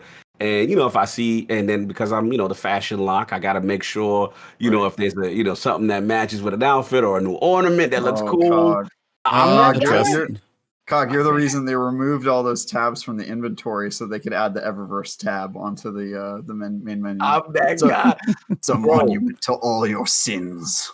Dude, I'm awful. I've been there like, oh, okay, this is the new suit. All right. And I'm already thinking about outfits to go with my stasis look. Yeah. All right, this is my other outfit to go with Arc. And that's me. So it's just like, I know I'm funding the damn game and the foolishness. But to your point, Travis, it's like, you just want a twist. You just want a curveball. You want something to say, okay, this is not the exact same assembly line event that you keep regurgitating every year. Well, we're going to have the Please. same bosses. We're going to see the same Uh, cycle of enemies that come through there. I mean, that Yeah. stuff's not even going to change, which is really going to be, it's like, oh, you got your Cabal? Yep, you've got the 2 or 3 Cabal Yeah. Colossus. Then you got the Witch that splits from Broodhold. Like, that's the thing, too, is that's going to probably be the same. And that's the part when you get in there, you're like, now I've truly seen this exactly before. Yeah. So even Yeah. for Ty, it's like he's not likely going to see hardly anything different unless they surprise me, but I really, really don't expect it. It's just kind of one of those,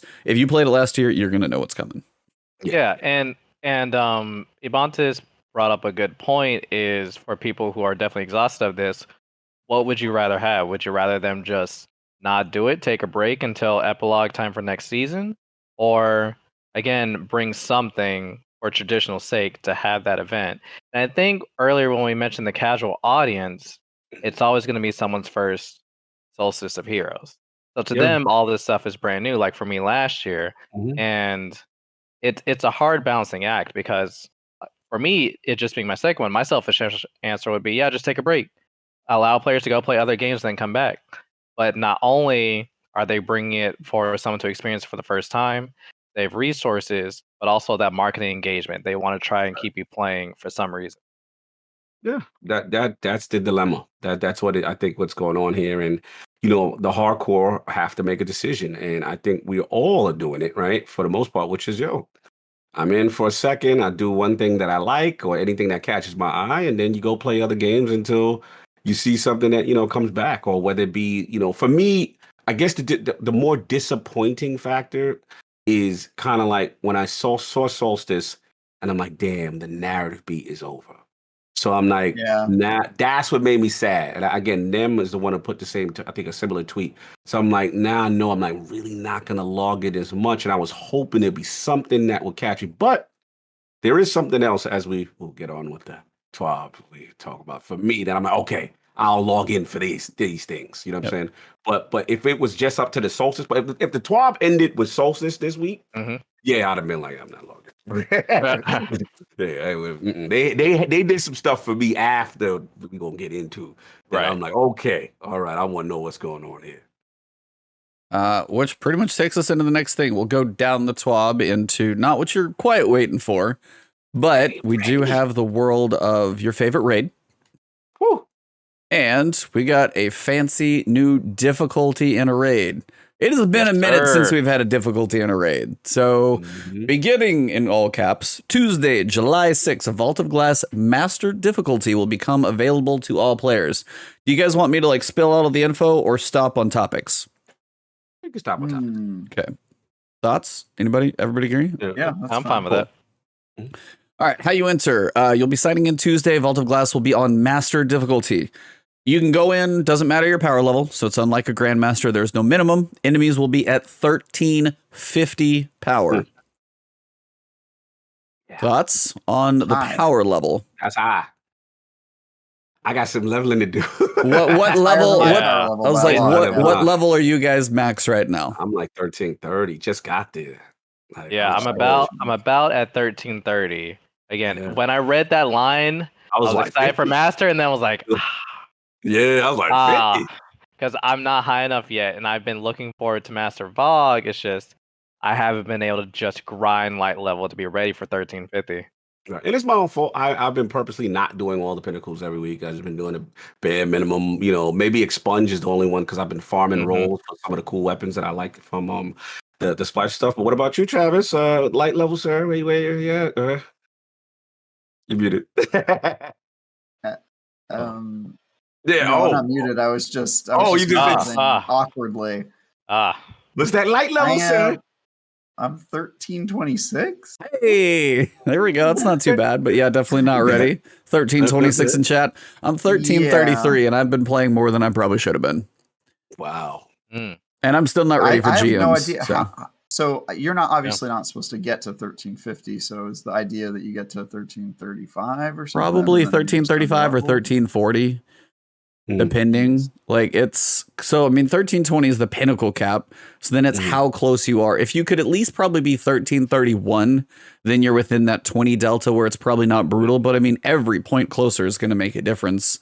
Mhm. So it's really a question of how much time do you have to be a bounty goblin, which is part of the problem.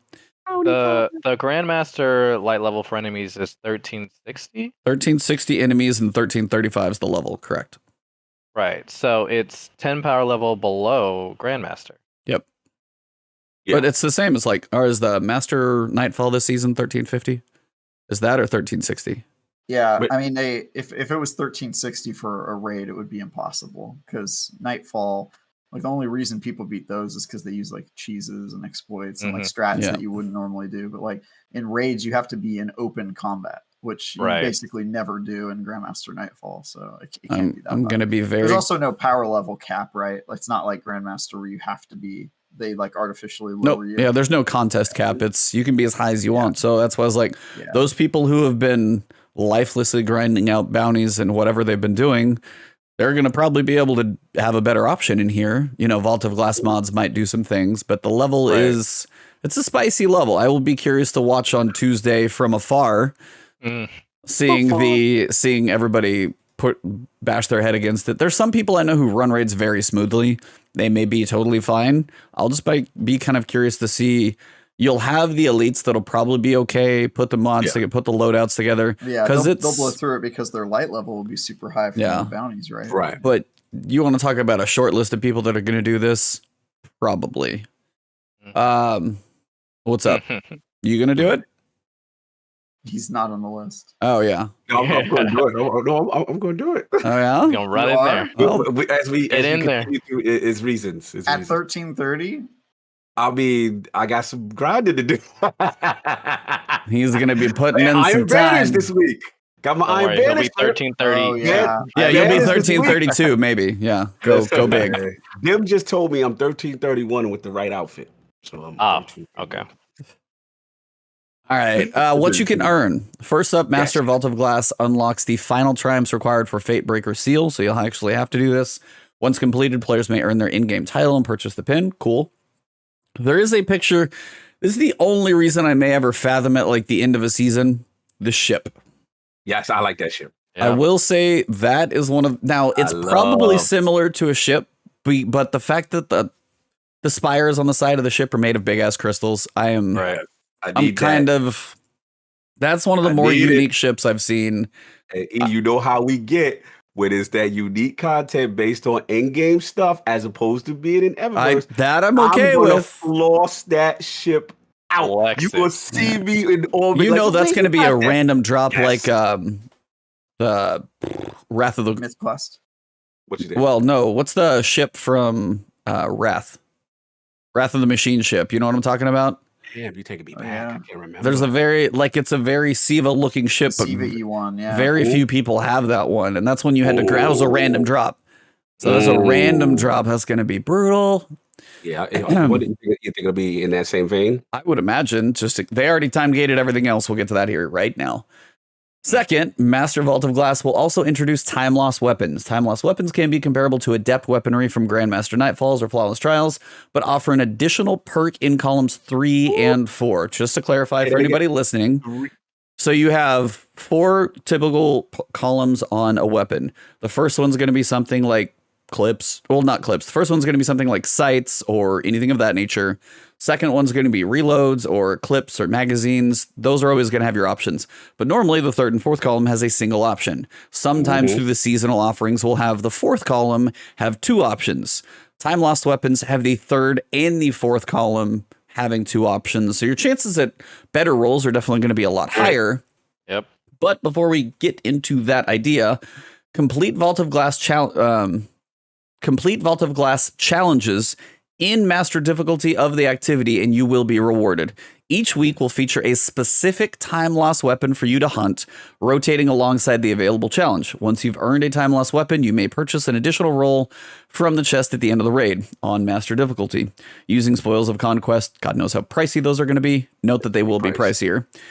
Please note, weekly reward lockouts are shared between both normal and master difficulty of Vault of Glass. That means encounters, challenges, and hidden chests will only award gear the first time you complete them in either activity each week. They must complete it at master first to earn time loss weapons and stat focused armor.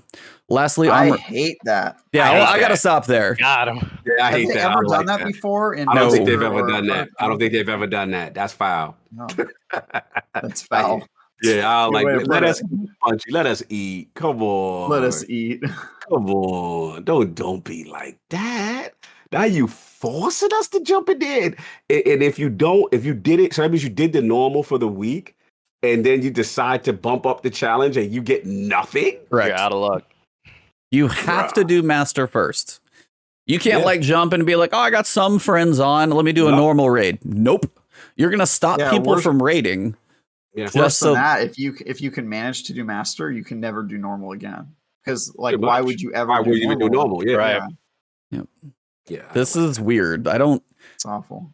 This is one of those times where I wonder, like, they really are forcing a stretch here. They're really spacing it out. Yeah, they're time gating everything. Can you imagine, like, hey, what's the ones you're gonna want? Fatebringer? Like, I'm gonna be real. That's I'm gonna be tuning in on to like the Fatebringer gate. week. Fatebringer is going to be on like the Gatekeeper challenge, which is I was rolling with Fallout and we was like working on the challenges and we had a pretty good team, but we were like going through the challenges pretty well. Not too bad. The Gatekeeper challenge is the one that we like had the hardest time with on normal. Now, granted, we also cheesed Atheon, so I'm not sure that one's going to be easy either. What was the Gatekeeper challenge again? It's like you have to, I can't even remember. Oh, you have to kill the shielded Minotaur that's walking down. Yeah. You have to kill it with the shield. So it's always this weird time gate of like trying to go back or something like that, I think. Or Huh. I can't remember specifically what it was. Something you had to kill with like the shield only or something specific. Or no, it was with your super. You had to kill it with your super. So you were like trying to stack orbs for everybody. And that's what you're trying to, you had to kill it with your super. Something weird. So that's why it was really strange. And then of course, Atheon, you can't kill one, what are the little explodey harpies? Succulents. Right. You can't kill one succulent You got to leave them up. a whole time. Actually, supplicants. Supplicant. Thank you. Succulent. Like a Yeah, I'm desert getting. plant. Succulent. Yeah, now we're in succubus and we've gone off the deep end. But yeah, supplicant. Thank you. But yeah, like and you know, like they're gonna put the best stuff back there. I'm like, people are gonna just bash their mind through it, and then you get to the point like, is that just worth it?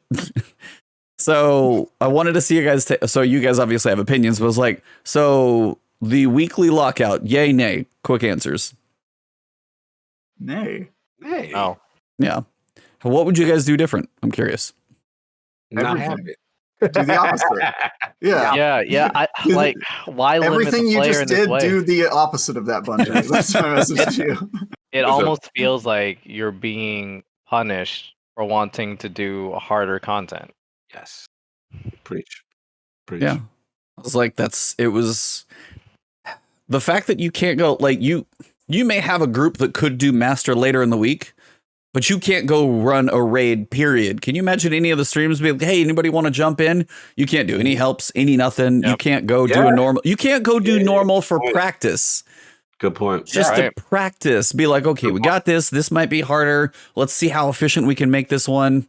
And then you can't practice. You just have to go hard or master, I Yeah. should say. You just have to go straight to it. It's a very, very weird decision. And again, yes, first time for sure.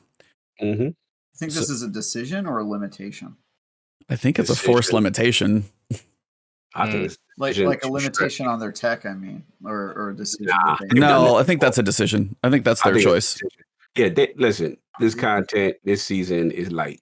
And the fact that they're doing this specific time loss weapon of the week, like they basically try to Trials Osiris it. Like, you Yep. know what I mean? Like, come on, man. Like, that's the thing. And we know, let's be honest, like, I would be shocked if Fatebringer is early in the season. Oh, it will not be. I will be shocked if they do that. Because we know to get you to play, to keep you invested, it's better for them to have that later to keep on going and then, you know what I'm saying, have some life at the end of the season. Because that's the one people are going to be I'm gonna going get a for, like, time loss Predeath's Revenge and uninstall the game. Be like, nope, I'm out. Exactly. All that work I'm for out. that? No. And you can't even just beat master. You have to do the challenge. You have to do the challenge. Have to do the challenge. Like, so you have to do the hardest possible thing just to get a weapon with like double drops. It's not like it's better. It's not like it does any more damage. It's not like it's going to have a higher stat. It's not going to have anything other than a double perk. And I think that's the point where options. Yeah. But yeah, it's like you get more perks, but I'm like, wouldn't it be better just to farm normal and go buy like cash at the end? Yeah, use your spoils than trying to do that for the average group, I would imagine. Right. What do you guys think? What you think, Prince? Yeah, like what Ibanta said, I think that for this philosophy on limiting the player in such a way for harder content, not even for a guarantee on something really good or anything that's going to break the game if you get it, not to mention for those people who may still be hunting or say like Vex from this dungeon and they want to do the master difficulty, the drop rate doesn't change. It's still going to be whatever it is now, even when doing the challenge on top of the master. And someone in the chat even mentioned this hits Sherpas really hard because now what are you going to do? Yeah, this hit Sherpas hard. They didn't think that part through. Shout out to Back for that. He being evil. He said they're going to put, for Solstice, they're going to put a master raid as a requirement to master with a piece of Solstice armor. Oh my God. Yo, could you imagine if they did that? That's like that'll be on the boots or something. In order to get the club, you gotta do the masquerade. Just don't throw that out in the universe just to give them an idea, please. Don't put the energy out there, man. Yeah. And on the one hand, like I get it, you're wanting players to engage in this content and let it stretch out for a period of time to satisfy. But on the other hand, I don't think they should be as cautious or afraid to, like you said, like let the players enjoy, let them eat, they're willingly putting themselves through such challenging content of not just the master higher light level, but having to do the challenge on top of it to earn these time lost weapons. That is not even a guarantee that they're great per combination. It's just you have a greater chance. Yep. Mm-hmm. I agree. To me, again, I hate forced engagement, bro. I cannot stand it. It's like, it's so, and they're not even being subtle. They're not even hiding it. It's just blatant forced engagement to keep you coming back each week. And it's just like, I think the community sees right through it. Travis, what you feeling with this, man? I need to know. We need the spicy meatball take. I need a rant. Well, here we go. Ace Ventura style. This is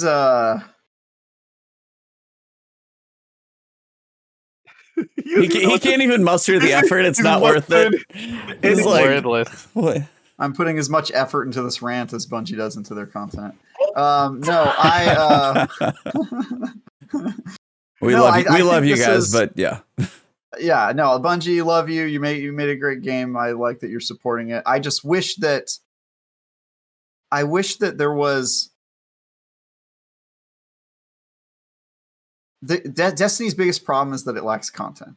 That's always been its thing. Like people always put like, I've been on lots of shows and they'll always ask me like, oh, so what could you change if you could change one thing about Destiny? And to me, it's like, obviously, the thing that everyone actually wants to change about Destiny, yeah, there's like problems with leveling, there's problems with loot, and there's problems with story and all this other stuff. But the actual problem of Destiny is that I don't think it either wasn't designed to be played every single day, at least in its original inception, or it was designed to do that, and they underestimated by a lot how much work it's actually going to take to do that. And so the biggest problem with Destiny has always been that they just don't have enough content. And it's not really a solvable problem. You can't just like throw bodies at it and have like 9 studios, thousands of people working on Destiny to make sure that there's enough content where you'll play every day and not get bored. But at a certain point, the amount of stretching that they do, especially before a large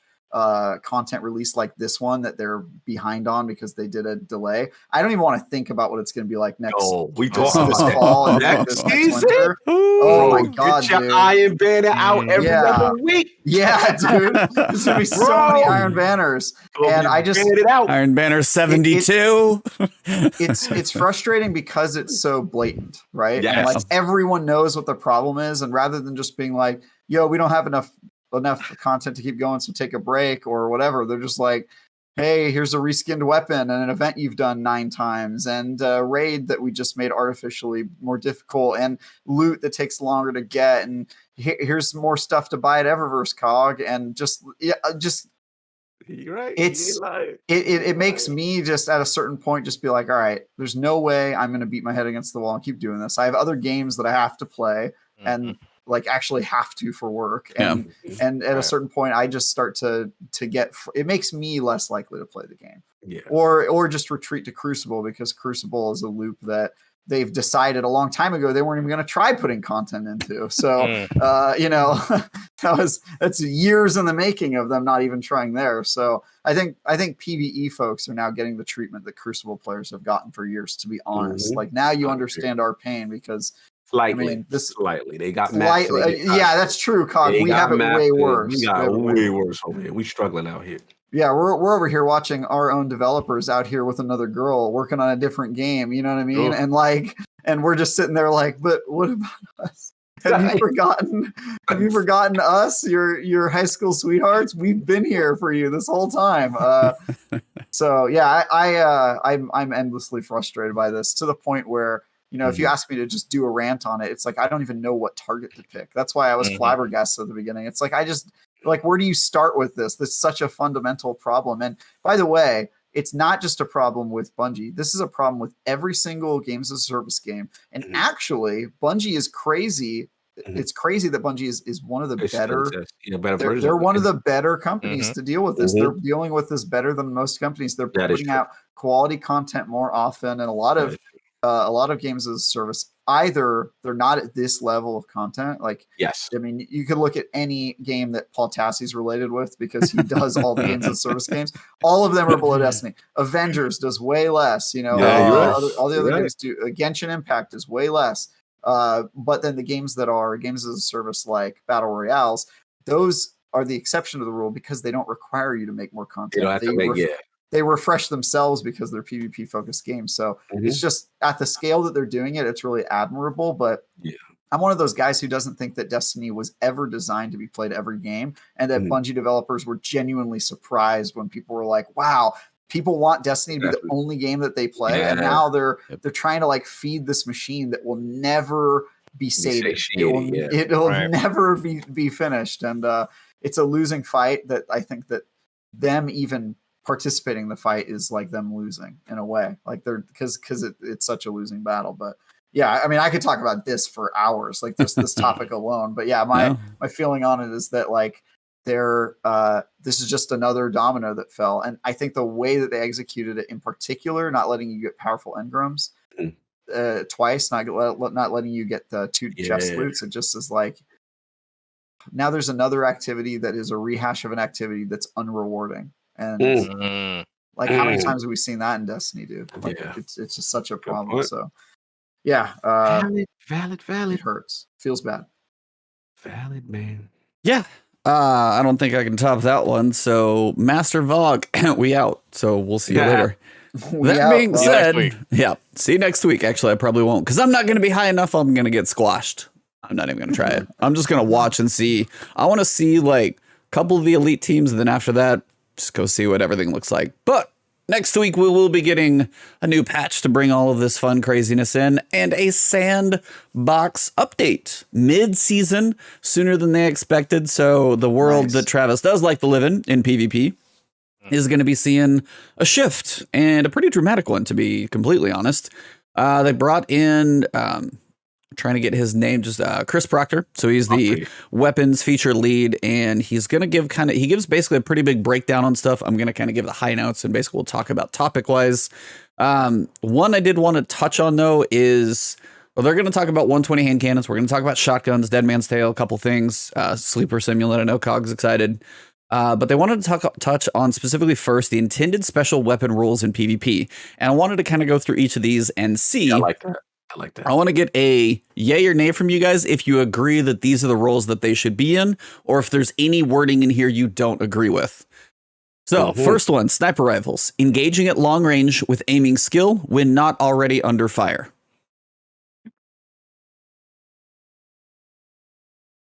Travis has an adjustment. You flinch lover. What's going on here? Not under fire? Like, yeah, you shouldn't be shooting back if I shot you in the face. You played Halo? No scope, man. Come on. It's snapshot. Come on. So here's the thing. I just there are too many weapons that can flinch you.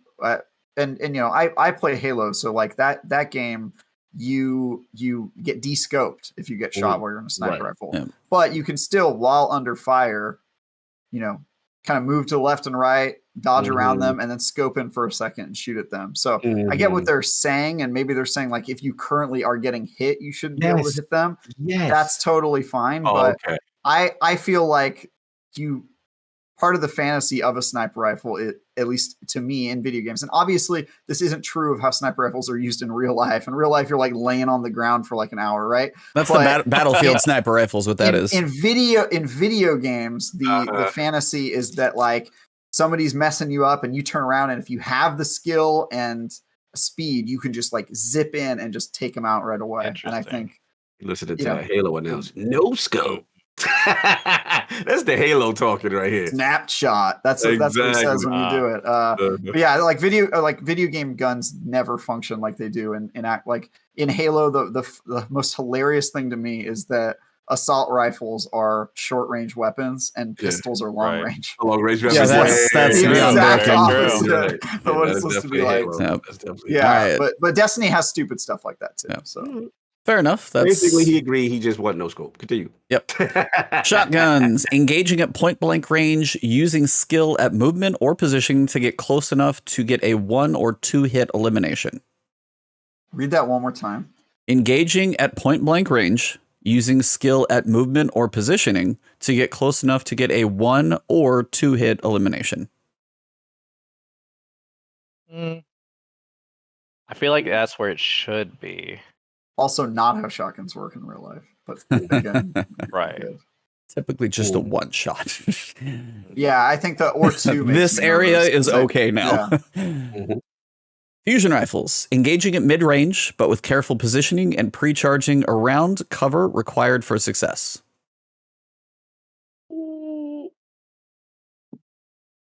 One more time. I'm gonna go with Cog on that one. Engaging at mid range, but with careful positioning and pre-charging around cover required for success. I got two thumbs down. Okay. What would you guys change? I'm playing moderator right now. What would you guys change? I like this. Go ahead, Prince. See what's up. I guess for me with fusion rifles, I never had this thought that when I'm using a fusion rifle, I have to essentially anticipate where the enemy's going to be around the corner every single time to be successful. I feel like fusion rifles, you have that room to where even if you're caught in a gunfight already, you have a chance of still succeeding if you have the skill to place all of your shots. Yeah, I'm with that. I don't like the verbiage of around cover.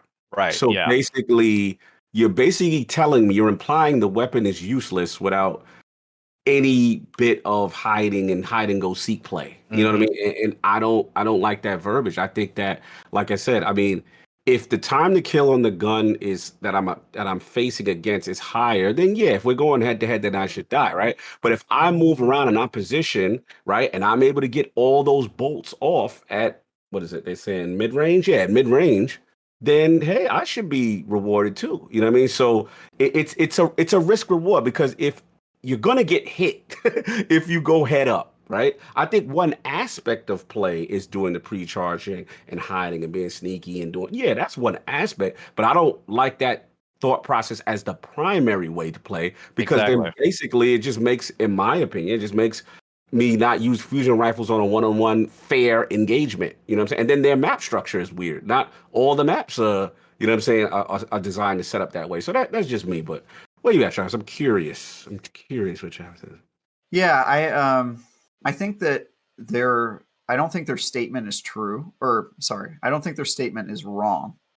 I just don't think that it's the full story of how fusion rifles are used, because at least in my case, most of the time I'm using a fusion rifle, it's because some team is just being like cocky apes and they're like running at me trying to get that one hit kill. And then you do the backtrack.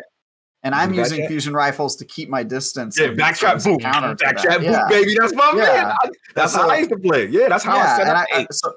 So I feel like that sentence could be fine, but they would have to add another sentence to it that says like, controlling the battlefield for people who are trying to make aggressive approaches and stuff like that. It's more like that than it is about like pre-charging. Because for me, I very rarely I'm like, let's just wait around this corner, hard scope, I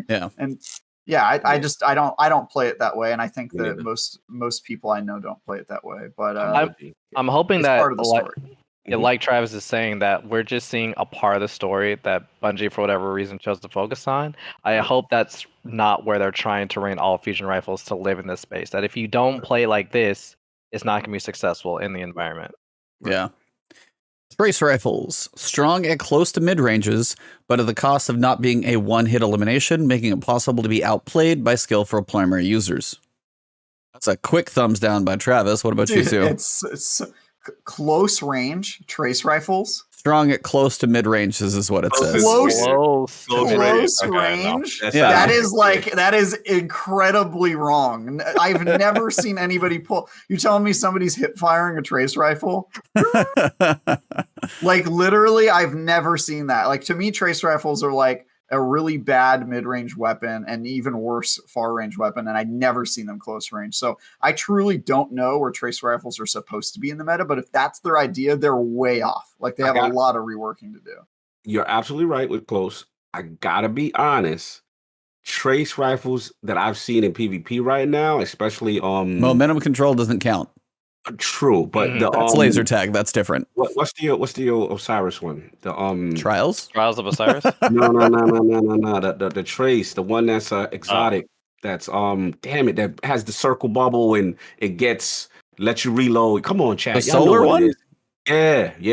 That one is good in PvP. It's just that the ammo economy is bad purposely. It is very dominant and engaged. The time to kill is low. Trust me what I'm telling you. But I'm with Travis that, not close range. I think they should switch that to mid to long range. Prometheus lens, yeah. Prometheus lens, bro. I was getting handled with a dude that was using. I was like, damn, traces are because this the season they brought the economy scavengers, back. so you can have a crap ton of ammo. Yep. Yeah. Trust me, y'all. It's criminally underrated. Try it. It's not. It's something. But I will say, just the close part. No. But at close range, do they use it at close range? No, they would never use it at close range. No, you're absolutely right. Not close range, mid range. You know what I'm saying? Mid to mid range. That's what they were doing it. And then the spiciest topic of all. Not even close, but we'll have some fun. Grenade launchers. Useful for weakening an opponent, getting damage around corners with bounces, or getting a one-hit elimination with a direct impact at the cost of projectile travel time and being in a bad place if you miss your shot with the single round magazine. I actually agree with this one. I don't think that that's how they work now, but I think that is a description of how they should work. Fair. Yeah. I want to go. What were you going to say? I was going to actually go to you because you're the Mr. Oh, no, actually, the way I read that, I'm okay with it.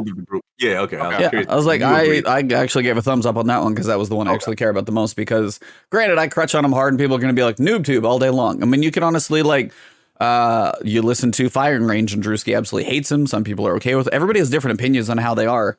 Some people are like, oh, it's not a skilled weapon. I'm like, it depends. There was a point I was terrible with him.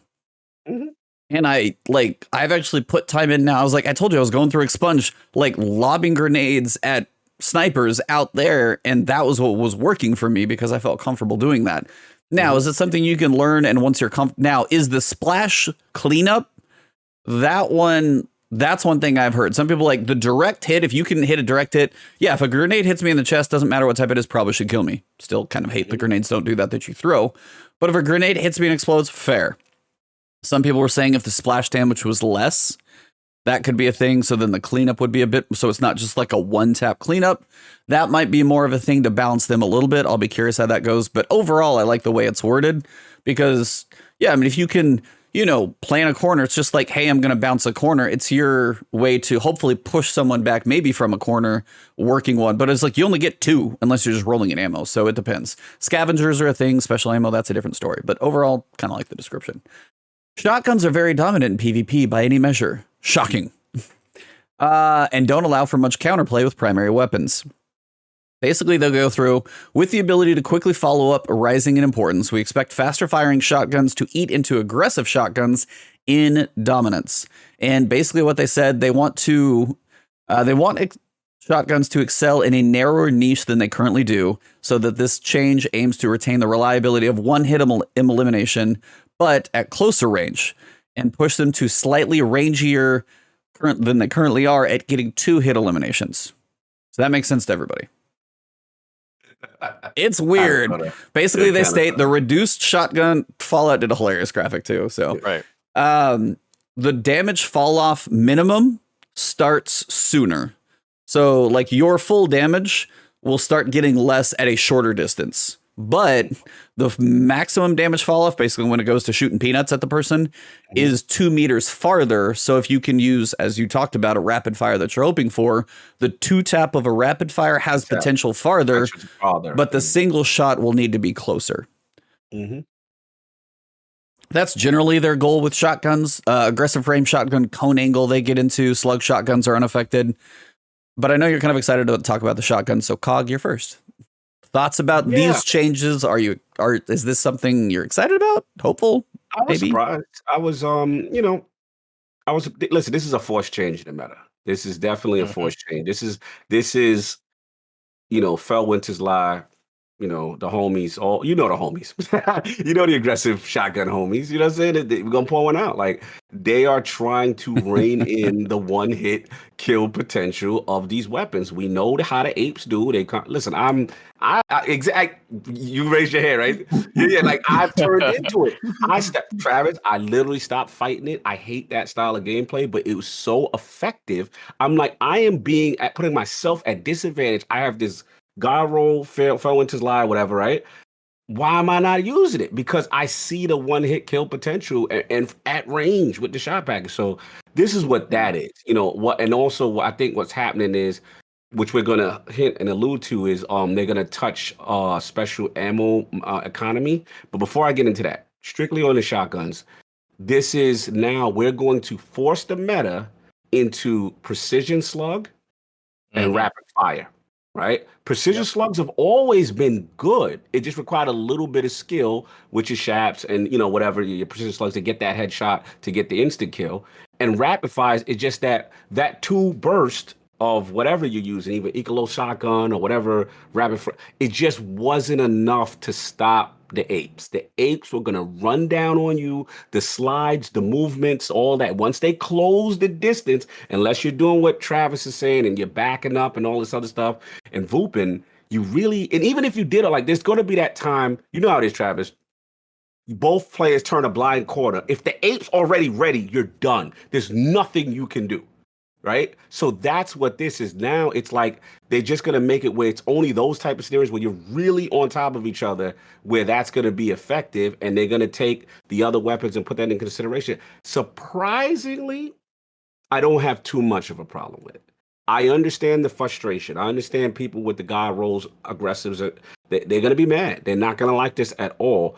But I don't have too much of a problem, only because it's such a dominant thing. It was the only way to win, in my opinion. So I'm okay with this one overall. You know what I'm saying? But I'm curious to see what you guys, your experience, with it, especially. Yeah. I'm sorry. Prince. This and another change that's mentioned later had me. Yeah, he agrees. That's fine. I got wolves. You're good. Yeah. Had me going. It's about time to be honest. The rest of the world feels like Prince. Sorry, continue, Prince. Yeah, it's about time, because, like you said, it doesn't matter what level of play. I feel like within PvP, this style of play of running and gunning, aping with shotgun was just everywhere. And with this change, I actually beforehand, during Season of the Chosen, I started experimenting with Chaperone in Crucible. So with slugs coming more and rapid fire coming more into the limelight with the change, I'll definitely be interested in seeing how it evolves. But yeah, I'm glad for this change. I'm ready for it to happen. And props to Bungie of finally cracking down the whip on some of these weapons are out of control. I got to speak to him, man. I see his soul leaving his body. I see the ape dying inside. They're killing his baby. I need to know how he feels about this. I'm Caesar from Planet of the Apes here. Very upset at what's happening to my people. Oh my God. Yeah. How we doing, Kevin? Yeah, so I actually didn't really play an ape style for most of Destiny, but once shotguns became like unavoidable, I just like gave in, and you find yourself screaming, "Oh bullshit!" every time you get killed by a shotgun until you do it, and then you kill like 5 people in a row. And you're just like, what? Yeah, it's like the best feeling ever. I've been on the fun end of the ape equation for quite a while, and I will say this though, it's not changing for me because an ape though I may be, I am a chaperone duality ape. So you're troubled no matter which way you look at you. This actually makes my job better because now I don't have to compete with low skill people who are just using spray and pray shotguns. If I turn a corner and they have a shotgun and it takes them 2 shots, I can line up a shot and get a headshot. So I'm not really in any danger here. I think it's a good change. I think that precision shotguns now you have an even more important role, and it allows anybody who still wants to continue to use a shotgun like me just has to hone that skill. So yeah, I think this is a net good. I'm not going to miss low skill players ending up with more kills than they should have just because they've gotten exploit or whatever. So yeah, I'm going to stick with I was going to say duality has actually been my go-to because of its multifunctional use, but now I got to give props though. I love the duality reference that people don't understand. That weapon is super powerful and effective in the right hands. Continue, sir. Continue. But now it's not going to be COG because its main advantage was that it had that dual ability. I mean, it's in the name, and so now it's dual. It's non-scoped ability is going to take 2 shots. You're never going to use that if with it as valuable as ammo is, especially with it no longer being a 1-hit kill. So I think Chaperone being the better precision weapon and always being it's just gonna, which is unfortunate because Chaperone doesn't have a catalyst and Duality does. So I'm sort of waiting for they have to give Chaperone a catalyst, or at least I guess we'll talk later on in the 12. We'll talk about they have another solution for it. Shout out real quick to D Flawless for the raid. Thank you very much for joining us, sir. Shout out D. If you guys listen to this on audio or video, go find D Flawless, TikTok, Twitch, Twitter, doesn't matter. Go listen to that man. He's got some great stuff. The legend. Salute, man. Shout out to the raid too. The other, I was gonna say the other major change, which is probably going to be the bigger shakeup. Aggressive 120 hand cannons were adjusted in Season of the Splicer, but this didn't make enough of a difference. We believe that they're still too rangy and benefit way too much from a small damage buff. It's a bit tricky because they're now not too much different from their pre-Beyond Light form, but people have latched onto their ease of 2-tapping or ease of 2 and 2-tapping potential since Beyond Light. With this change, we expect other primaries to become viable where previously 120s ate their lunch. Adaptive hand cannons, pulses, scouts, autos, while allowing 120s to keep the advantage of hard-hitting peek and shoot. So they're reducing precision damage multiplier from 1.8 to 1.6. Basically, it prevents Rampage level 1 from 2-tapping. Reduced aim assist minimum fall off distance by 1 to 2 meters, depending on the range stat, and reduced damage minimum fall off. So they're going to be a little less range. Doesn't sound like a ton, but the 2-tap potential is going to be much, much harder to get a hold of, which is hopefully better. If you should at least, 3-tapping feels like a reasonable time to kill. Does make them a little more, but it is probably going to make stuff like 140s a lot more potent. Who's got the craziest thoughts on this one? Because this is going to really, hand cannons are everywhere, especially 120s, which are big. So what do you guys think is going to be any up and comers? Obviously, we know 120s are going to get a shake up. I know Travis had like 6 thumbs up over here. So what do you got first, sir? I'll go to you. Yeah, this is great, man. I think, so I'm on the opposite end of this, where like I don't typically use hand cannons because I Mhm. use shotguns, and they don't go together super well. So Mhm. at least in my play style. So Right. I get killed by a lot of hand cannons where I'm just like, God, dude, that guy was so far away and he two tapped me. Like, how is that Yes. possible? And it's very frustrating. So yeah, I think this is a great change. Hopefully there will be more medium and long range, because I'm okay getting into a long range, scout rifle or pulse match. But if I'm using a pulse rifle and somebody kills me with a hand cannon, I'm like, come on, man. Pulse This is rifle love. That's ridiculous. right. Say it with your Yeah. chest, baby. Pulse rifle skill weapon. Say it with your Pulse chest. rifle skill, baby. That's right. That's Yeah. right. And that auto So- hand cannon from deep. Continue. Sir. Yes, yeah. So I think just hand cannons have always been too dominant in Destiny. Even when I used them, I used them like back in the Shadowkeep days. I was just a hand cannon main. All my loadouts were for that. But I haven't used it in a while, and it's sort of just more annoying to me in Crucible lately. Yeah. So this is awesome. Yeah, I hope that this time it actually changes things. Yeah. I mean, look, I'm gonna jump in right quick. I think that it is small. I like this change. That's my only issue. I liked when 120s got buffed. Don't get me wrong. I always felt 120, that hard hitting archetype, needed love. The issue I had is exactly what Travis said. Like, it did not feel right when I call it range 3 and farther, right? And I'm getting out-dueled by a hand cannon with this crazy aim assist, and it hits hard. Like, that to me was the double whammy. It's bad enough that the aim assist, but it hits like a truck. So now you got the 2-tap aspect with Rampage. That was also a thing that, was really a problem for me. You know what I'm saying? But it's still not going to be completely over because kill clip exists. You know what I'm saying? So people who get kill clip will have it. But I don't get too mad with that one. My main thing was just, like I said, the aim assist, because you can't hit that hard from that far. Like, that's the double whammy. You know what I'm saying? So I'm cool with this. I have no problem with this. I will not be crying a river. I feel sorry for the Igneous gang. Igneous gang, I know how y'all feel. I know. Pour one out. Pour one out. You're gonna have to just get into a little closer range. Let scouts and pulses and snipers live out there. Not you. Get your behind in range 2 to 1, and then me and you cool. And I ain't got no problem with the 120 game. That's fine, man. Mr. Delson, what about you, sir? Yes. I'm with Cog on this. That for when it comes to PvP, I'm mainly using pulses.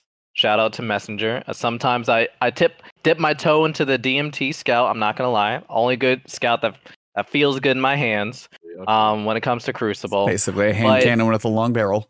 Yeah, but it just never felt right that I'm at that long range against a hand cannon, and I'm just getting shook, then getting dead all of a sudden, trying to duel a hand cannon from across the map. So I'm glad of this change. I think that again, that initial nerf to 120s was not enough. They were still dominant wherever you saw them. Hopefully, with this change, we'll see the meta kind of even out with those longer range weapons. Also, with again 140s will be coming back more into the limelight. So yeah, positives on my front with that. No doubt. I agree. You guys basically covered everything. It's like, I just, in my head, what a hand cannon always feels like a revolver. And it's like, I don't know how the hell you hit me that accurately from that far away. I'm sorry. It just doesn't seem right. Desert Eagle's not that accurate from like 50 meters away. Don't think so. Bro, I'm with you. So that's just my thoughts. Couple changes to perks. Drop mag can no longer roll on new drops of weapons. We'll have functionality change later, so drop mag is going to get a mix up later on. Not sure what's going on there. They're kind of vague. Pulse monitor fixed an issue where handling bonus was no longer applied. Rewind rounds fixed an issue where the perk would not trigger if the last shot missed. So that's fixed. Reservoir burst. We've seen the last complaints. They're trying to beef up reservoir burst, basically give it more of a feel. Yeah, please. Exotic tuning. Let's get Say it again. Exotic tuning. Let's get it. Dead Man's Tale is dominant on mouse and keyboard. What? That's new. Huh. Receives frequent critical feedback from players in Crucible and is strong but not worrying so on controller. So we're keeping the fast firing in hip, but we believe is we're keeping the fast firing in hip, which we believe is key to the feel of the weapon. But with this change, it will no longer have ADS levels of damage fall off while hip firing. So basically, they're removing the hip fire damage fall off scaler, was 1.8x to match zoom.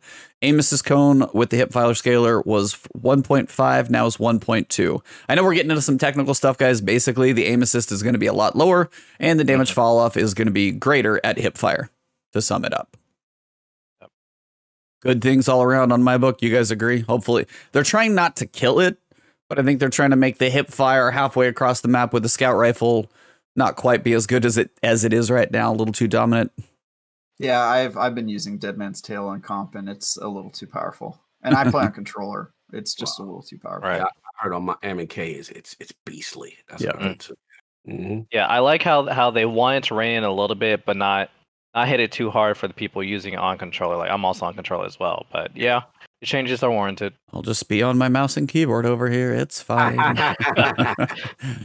Cry more. No, I'm just kidding. Sleeper Simulant. Didn't receive any custom tuning when we updated linear fusion rifles, so this one is just for Mr. Cognito. The total buff is now 16.5% compared to the 15% linear fusions received. If you got that catalyst, if you got Sleeper Simulant, pull it out of the vault. I'm glad I said out of the vault, right? Cog, what do you got to say? It's a great day, fellas. We It did made it. all the do.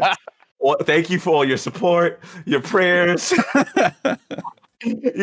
Brother, this was a long day since that evil game mode Gambit came and killed my baby. And they've been knocking it down. But we fought for this moment, and then they tried to dupe us. They lied to us. They told us last season linear fusions would get a cross buff, and behold, Sleeper Gang was left in the cold with a nerf. With a nerf, how dare they? After I bled tears in that terrible raid of Spire of Stars, I got that awful drop that I had to do all these awful things to get the catalyst. But the day has arrived. The god tier weapon. I still say better than Galahorn. Sleeper Simulant is back, boy. Sleeper Simulant, put your goddamn hands together. Pastor is preaching today. Sleeper Simulant is back. Oh, it feels good. I can't wait to shoot Atheon in the chest when he does his little move. He does his dance step. I'll be ready with my critical shot. It's a great day, boys. It's a great day. And they recognize we getting a total buff, and it could be single shot DPS weapon. And remember, if you got the catalyst with the scavengers, whoo, boy. Get the sleepers out, boys. It's a good day, man. It's a good day. I have it ready. I have it in my dim. I have it ready to go as soon as. This is why I'm logging in on Tuesday. This is it, baby. Sleep Simulant. Let's go. Okay, I'm done. And for the emotes. Yeah, just the emotes. Yeah, the cosmetics. I figured Cog took that one. I had to just let him have it. But yeah, he's been waiting. Bro. Can't top that. Nope. Bro, tears. You know how many twabs I can play. All right. So that covers most of what's going on in the sandbox. But when it comes to the big issues that have been screaming in the sandbox itself, especially for PvP, that does feel like it's going to be a big shift. So I do hope we get to see some changes, some feel. I'll be curious kind of where people are, chatting about things on Twitter. But they also mentioned stuff in the near future because this is a mid-season patch. Most of this typically would have been coming at the start of season 15. We're at this point where we get like an early patch. And now we get some stuff that they're hoping to shoot for in season 15. So we have more changes than usual for a season coming in season 15. Some as follow-ups to the above, so some other tweaks. Others that were too large for mid-season, but here's a preview of some big changes. Fusion rifles, D-Flawless, you're still in here. This one's for you. We've been waiting to tackle subfamily differentiation for a while, so we're planning on a large rework of fusion rifles, changes to mods, perks, and custom tuning to most exotic fusion rifles. Is Vex a fusion rifle? Let's say yes. Ooh, Yeah, Vex. Been waiting for them to address that for a while. Yeah, Vex did not land great at all. So it needs some love. Real quickly, I'm very interested and excited. I don't want to get too excited, but they want to tackle the subfamily differentiation, like rapid, adaptive.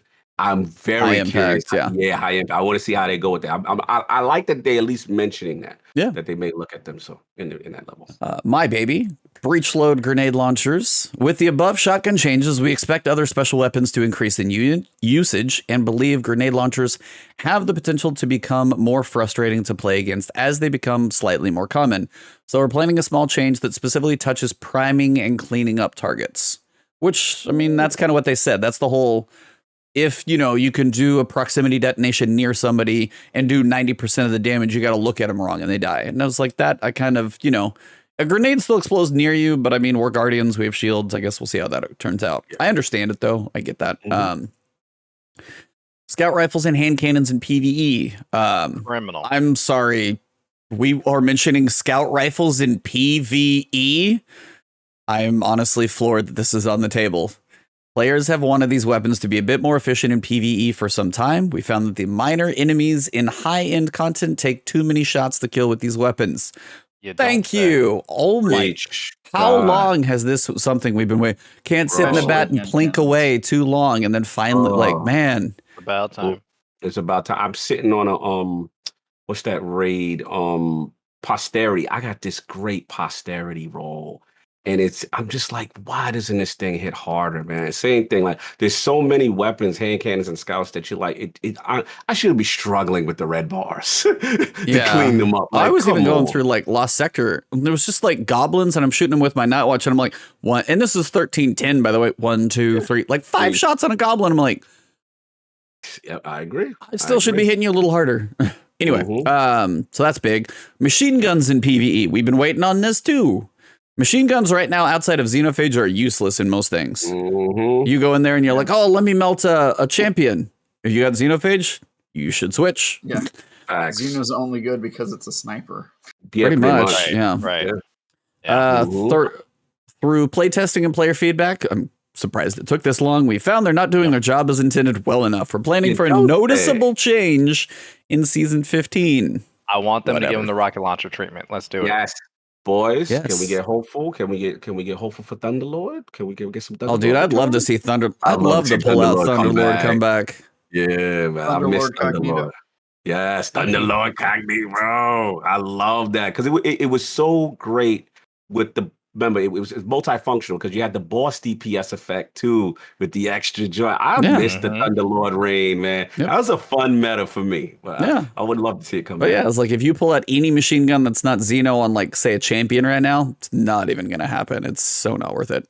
Agreed. Special ammo economy, particularly in PvP. While the above changes to shotguns could help tone down the aggressive frames a bit, we've got a couple of small changes planned that should reduce the amount of special ammo floating around to a degree and have further changes in mind in case they're not enough. People, if they stay alive long enough with scavengers, have pretty much infinite ammo. I mean, it's a bit ridiculous. Here's the time to pour one out. Anarchy has done too much too well for too long, without even counting the boost it got this season, which is due to the sweet grenade launcher artifact mods. So we're making changes that make it great at a couple roles rather than being the jack of all. It says grenade launchers, but it may as well be jack of all heavy weapons, to be completely honest. Are you guys surprised at all? What do you think they're going to do to it is the other question. Fair enough. That's my response to this. Fair enough. I assume they'll just lower the damage output across the board. But yeah, fair enough. It was fun while it lasted. It's one of those things. I was like, it had a long run. Yeah, it was like spin to win, or the the other exotic sword they introduced with Beyond Light. We all knew this was coming. So, but Prince. So I have the salty, spicy take for this, and this is the voice that I read this in. Anarchy has done too much, too well, for too many years. I was excited for this change for the one reason.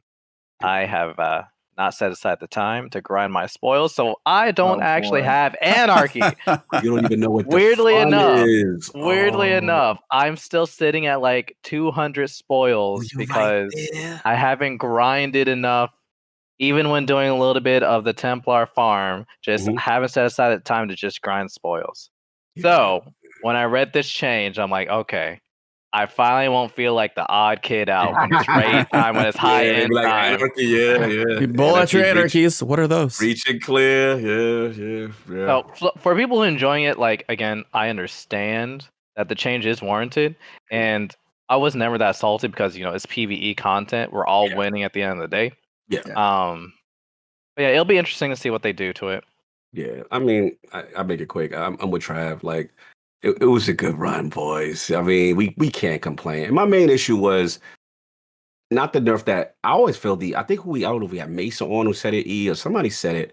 It's you get so much ammo. Maybe it was Clyde we were talking. You get 26 or something. Bro, Yeah. you get I feel like I never run out of anarchy. Ever between the scavenger perk and then breach and clear, then unstoppable grenade. This season, boy, with that artifact, anarchy's running loose. But yeah, it's time, boys. It was a good run. What'd you say? Yeah, I mean, it was due. Honestly, it's one of those that I really haven't used that much intentionally because when I make videos and stuff like that, specifically, I'm like, I know not everybody has anarchy. If I'm literally like, if you have it, use it. It's fantastic right here. Arc burn, if you use, breach and clear, it's crushing stuff right now. But for those of you who don't, I don't use exotics or supers in my like Lost Sector guides that I've been doing because I'm like, I want everybody to be able to like use whatever fun tools you have. This is the base that you can get it done with. So I haven't honestly been using it that much. I know how powerful it is. And honestly, just seeing everybody go through and be like, bink, bink, and hide. Yeah, bink, hide, bink, bink, yeah. Like, so it's just, it's a very passive weapon. Yes. And I think they want people to be a little bit more active. And honestly, I'm surprised this lasted this long. As much work as it does, as much as you can put 2 shots of it and then move over to something else, like, it was double anarchy and then snipers or however it's been. We're finally getting to a point to where it's, they're trying to make a big shift, and anarchy out of the heavy slot will definitely move some things around. Final one. Breach and clear, great season to go out on. Yeah, I was like, it went out in a blaze. It got its heyday for sure. Yeah, I do feel bad for people like Destin who did that raid 100 times. Oh God, yes. And now it's gonna get nerfed. So on your next episode, you got to make sure you bring that up. Just throw it out. I will. No doubt. Very curious to see what they do with it, but yeah, it's time. The final one for me, though. The final one has got me intrigued too. We wanted to give players more reasons to use exotic primary weapons in high-end PvE content, and we just got done talking about anarchy, xenophage. Why would you use anything? Those are Death Singer, or Deathbringer, can't even remember now. Oh, yeah, that's my baby. Like, there are the power of heavy weapons, and then the exotic version of those really, really sets them apart, typically, that it's really hard to even consider a primary. I mean, you could use an energy, much less like, if you got Fighting Lion or other ones, but to use, Hawkmoon's the only one I know that'll pump out some damage if you get your crits. But I mean, am I going to go use, what's the one with Cosmology? Pulse Rifle? Graviton. Yeah, Graviton. am I going to go use Graviton in a no? Preach so it, brother. The fact that that's even a possible option for Prime, I mean, it's an exotic and you only get one. It needs to be exotic. Yeah, they need to do the same thing to armor, but that's another whole podcast.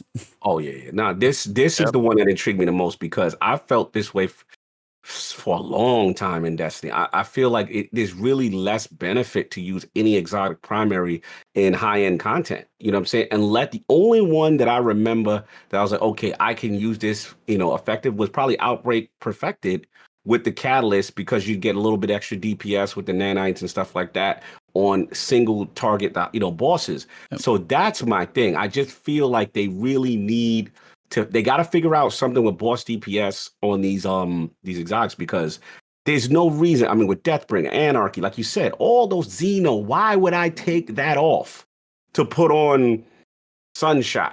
You know what I'm saying? Like in a raid, or you know what I'm saying? Like you're not gonna do it for the most part unless it's very specific scenarios where it's a burn and something has a nice cleanup effect or whatever. There are very specific scenarios where you will use it, yes. But for the most part, exotic primaries, I'll shout out to the cars that's going by. It's exotic primaries that you have, like Xenophage. What's the grenade launcher? The one that drops the taken bloop. What's the one? The Horde? Wither Horde. Outbreak Perfected.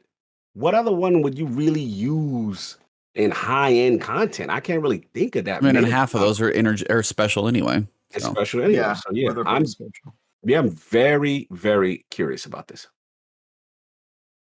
I mean, there's not what they do. Yeah, it was like that's one of the biggest ones I'm very curious about. So yeah, you have a lot of potential in primaries, but most of them don't get touched.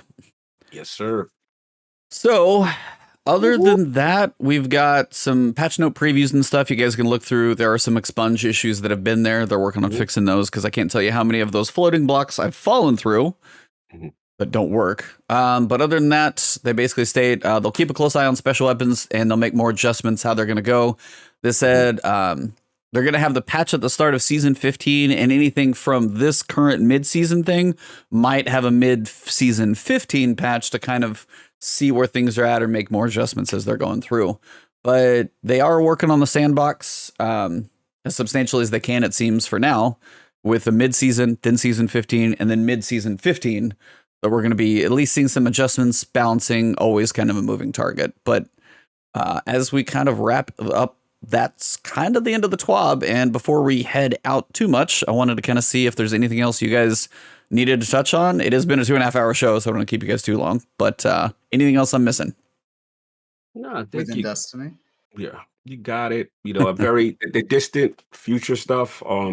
Very interesting. Looks like you want to make adjustments to certain things with the special weapon and the economy. I thought that was interesting. I thought the catalyst stuff was interesting.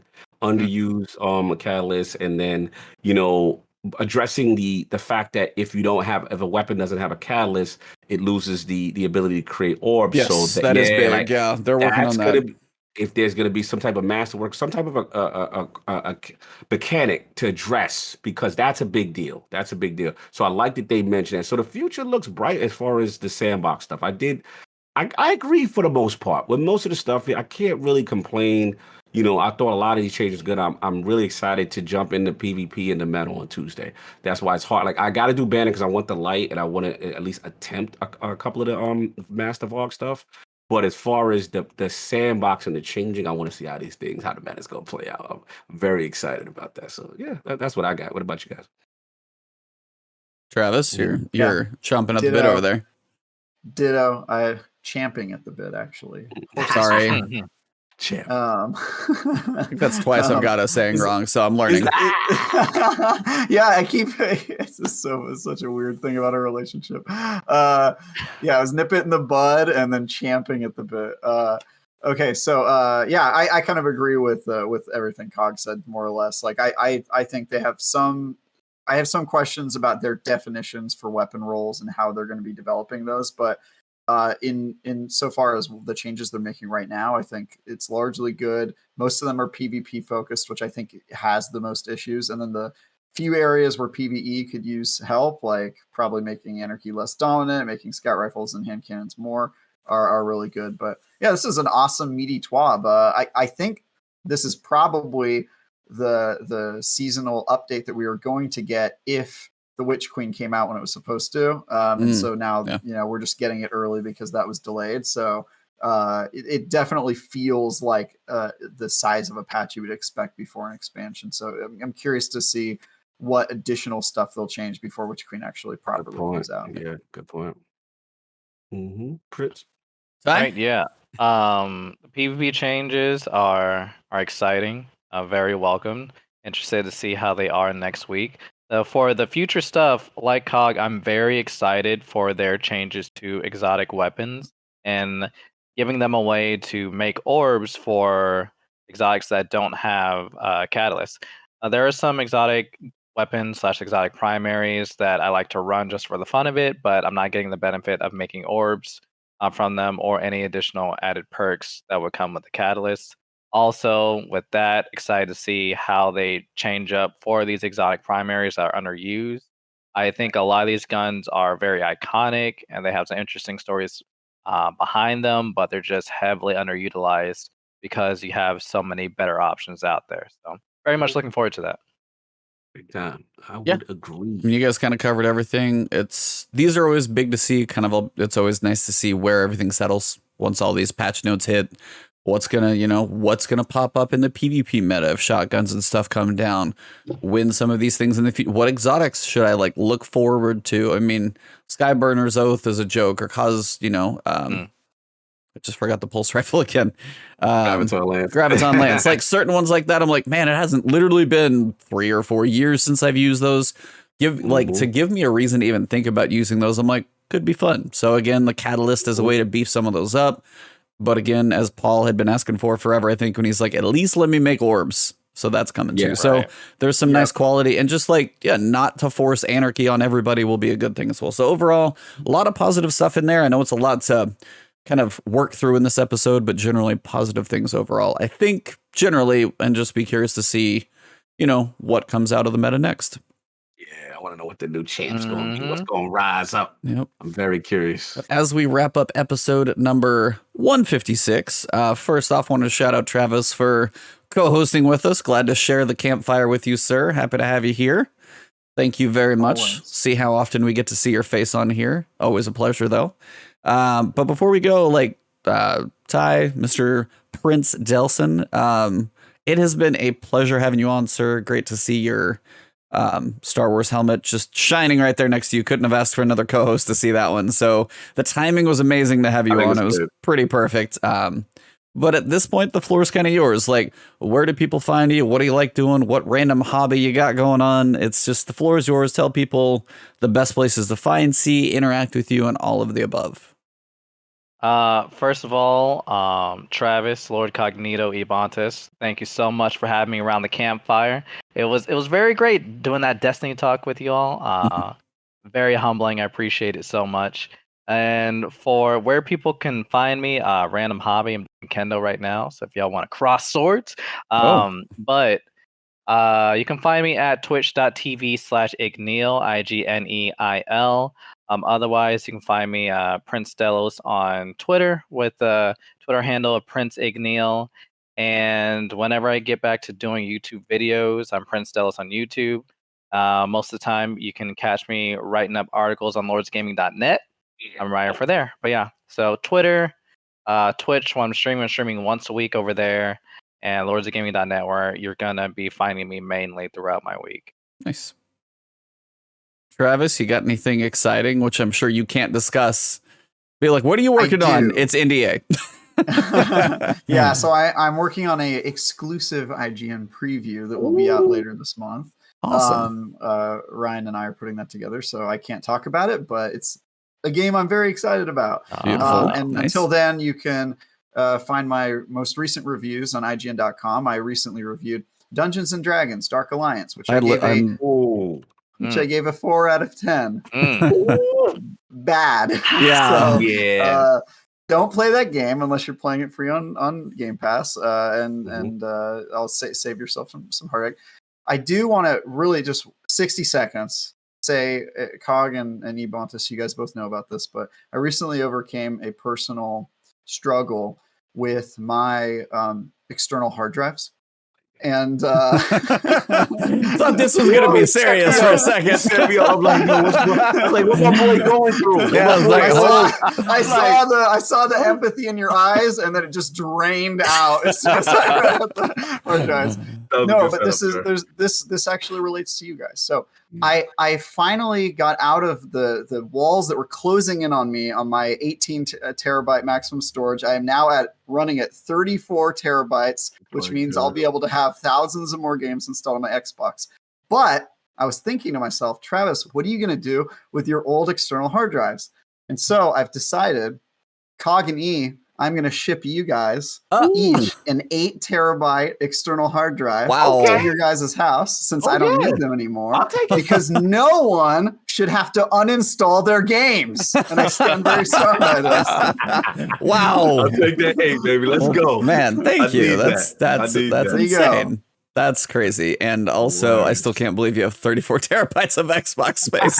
That's right, baby. That has to be some kind of record somewhere for it is actually the maximum amount you can have on any Xbox. Wow. Yeah, it's the Xbox. What is it made up of? Teddy says 36. 36? So 36 is because some storage hard drives don't let you save on all of the space. So it comes out to about 34 terabytes when all is said and done. But the bytes inside versus the Xbox, bits, all that stuff. Yeah. Yeah, inside the Xbox you have 1 terabyte, and then the 1 terabyte external SSD card you can get, and then you're allowed to have 2 standard spinning disk hard drives. Right. And previously the maximum was each of those drives could only be 8 terabytes. So I bought 2 8 terabyte drives, and I was running it. And then Teddy and I did some research, and we found out that, like, without telling anybody, they increased that to double. So now you can have 2 16 terabyte drives. So I have 2 16 terabyte external drives. And then I had, these 8 terabyte drives sliding around, and I figured, I should thank my friends at Yes. The Last Word for giving me a home after Fire Team Chat is not happening as often as it did. So there you go. I'll get your addresses after this. Yep, we will do it. I could always use the caddy, the mule. Yeah, where's my games? It's in that thing. So much space. You're running out of the house in the fire. What are you grabbing? I gotta grab the safe in this thing. It's got everything. Oh, thank you very much, man. But yeah, definitely a pleasure to have you on. Always enjoy the rants and the opinions because they're always entertaining to listen to. But before we go too far, I wanted to shout out my co-host of a long time, Sir Lord Cognito. I'm going to let you tell what it is, but I honestly can say I was just amazingly proud of the news that got announced this week for Lord Cognito on Twitter. He is joining a huge name in the world of Xbox. He's put in a hell of a lot of work for Iron Lords podcast. They have an amazing thing going, and they're really infectious over there. And he's been between a lot of different podcasts, and he got called up to the big leagues officially this week. I kind of knew a little before. So where, Cognito, can they find you going forward, sir? Yeah, man. Thank you, E. I appreciate that.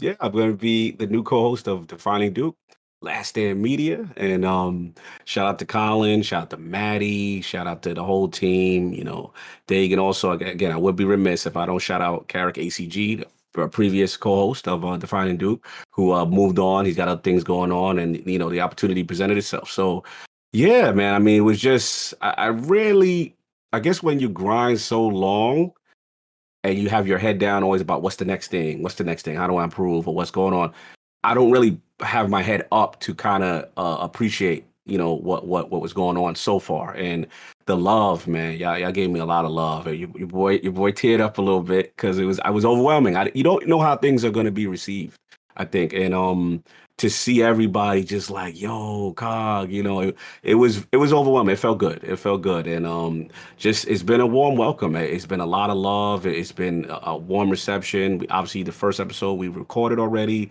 Patreon's, it's up now, but I think it'll be released to the public on Sunday. And then I have a Defining Duke Ultimate that you guys get to see, which is kind of just me on their platform. And they're calling it Getting to Know Cog. So it's kind of funny. And I have some mailbag questions and stuff like that.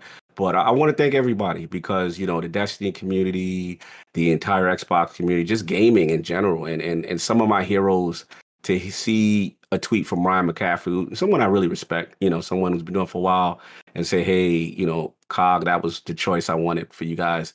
It hit hard, man. It hit hard. It was your boy teared up. So I was just like, thank you. Thank you. I saw your comments, Travis. I saw you always teasing me about how many podcasts I'm on. You know what I'm saying? Dude, it just keeps growing. It's amazing. That explains why you had Colin on your show, the Iron Lord podcast, and you thought you were interviewing him, but he was interviewing you. All along. It was a pilot. Somebody said that. Dano says it's now supposed to be Your Grace, Lord Cognito. Yeah. The joke me and Colin had was from a Lord to a Duke. I was researching the theology. I was like, oh yeah, Duke is higher than Lord. There you go. Like I was getting all got into the upgrade. It, yep. Yeah, but nah, it looks. He finally passed you, Travis. I know. My lordship is just sitting here without any sort of promotion. Travis, I gotta thank you, sir. You actually did it.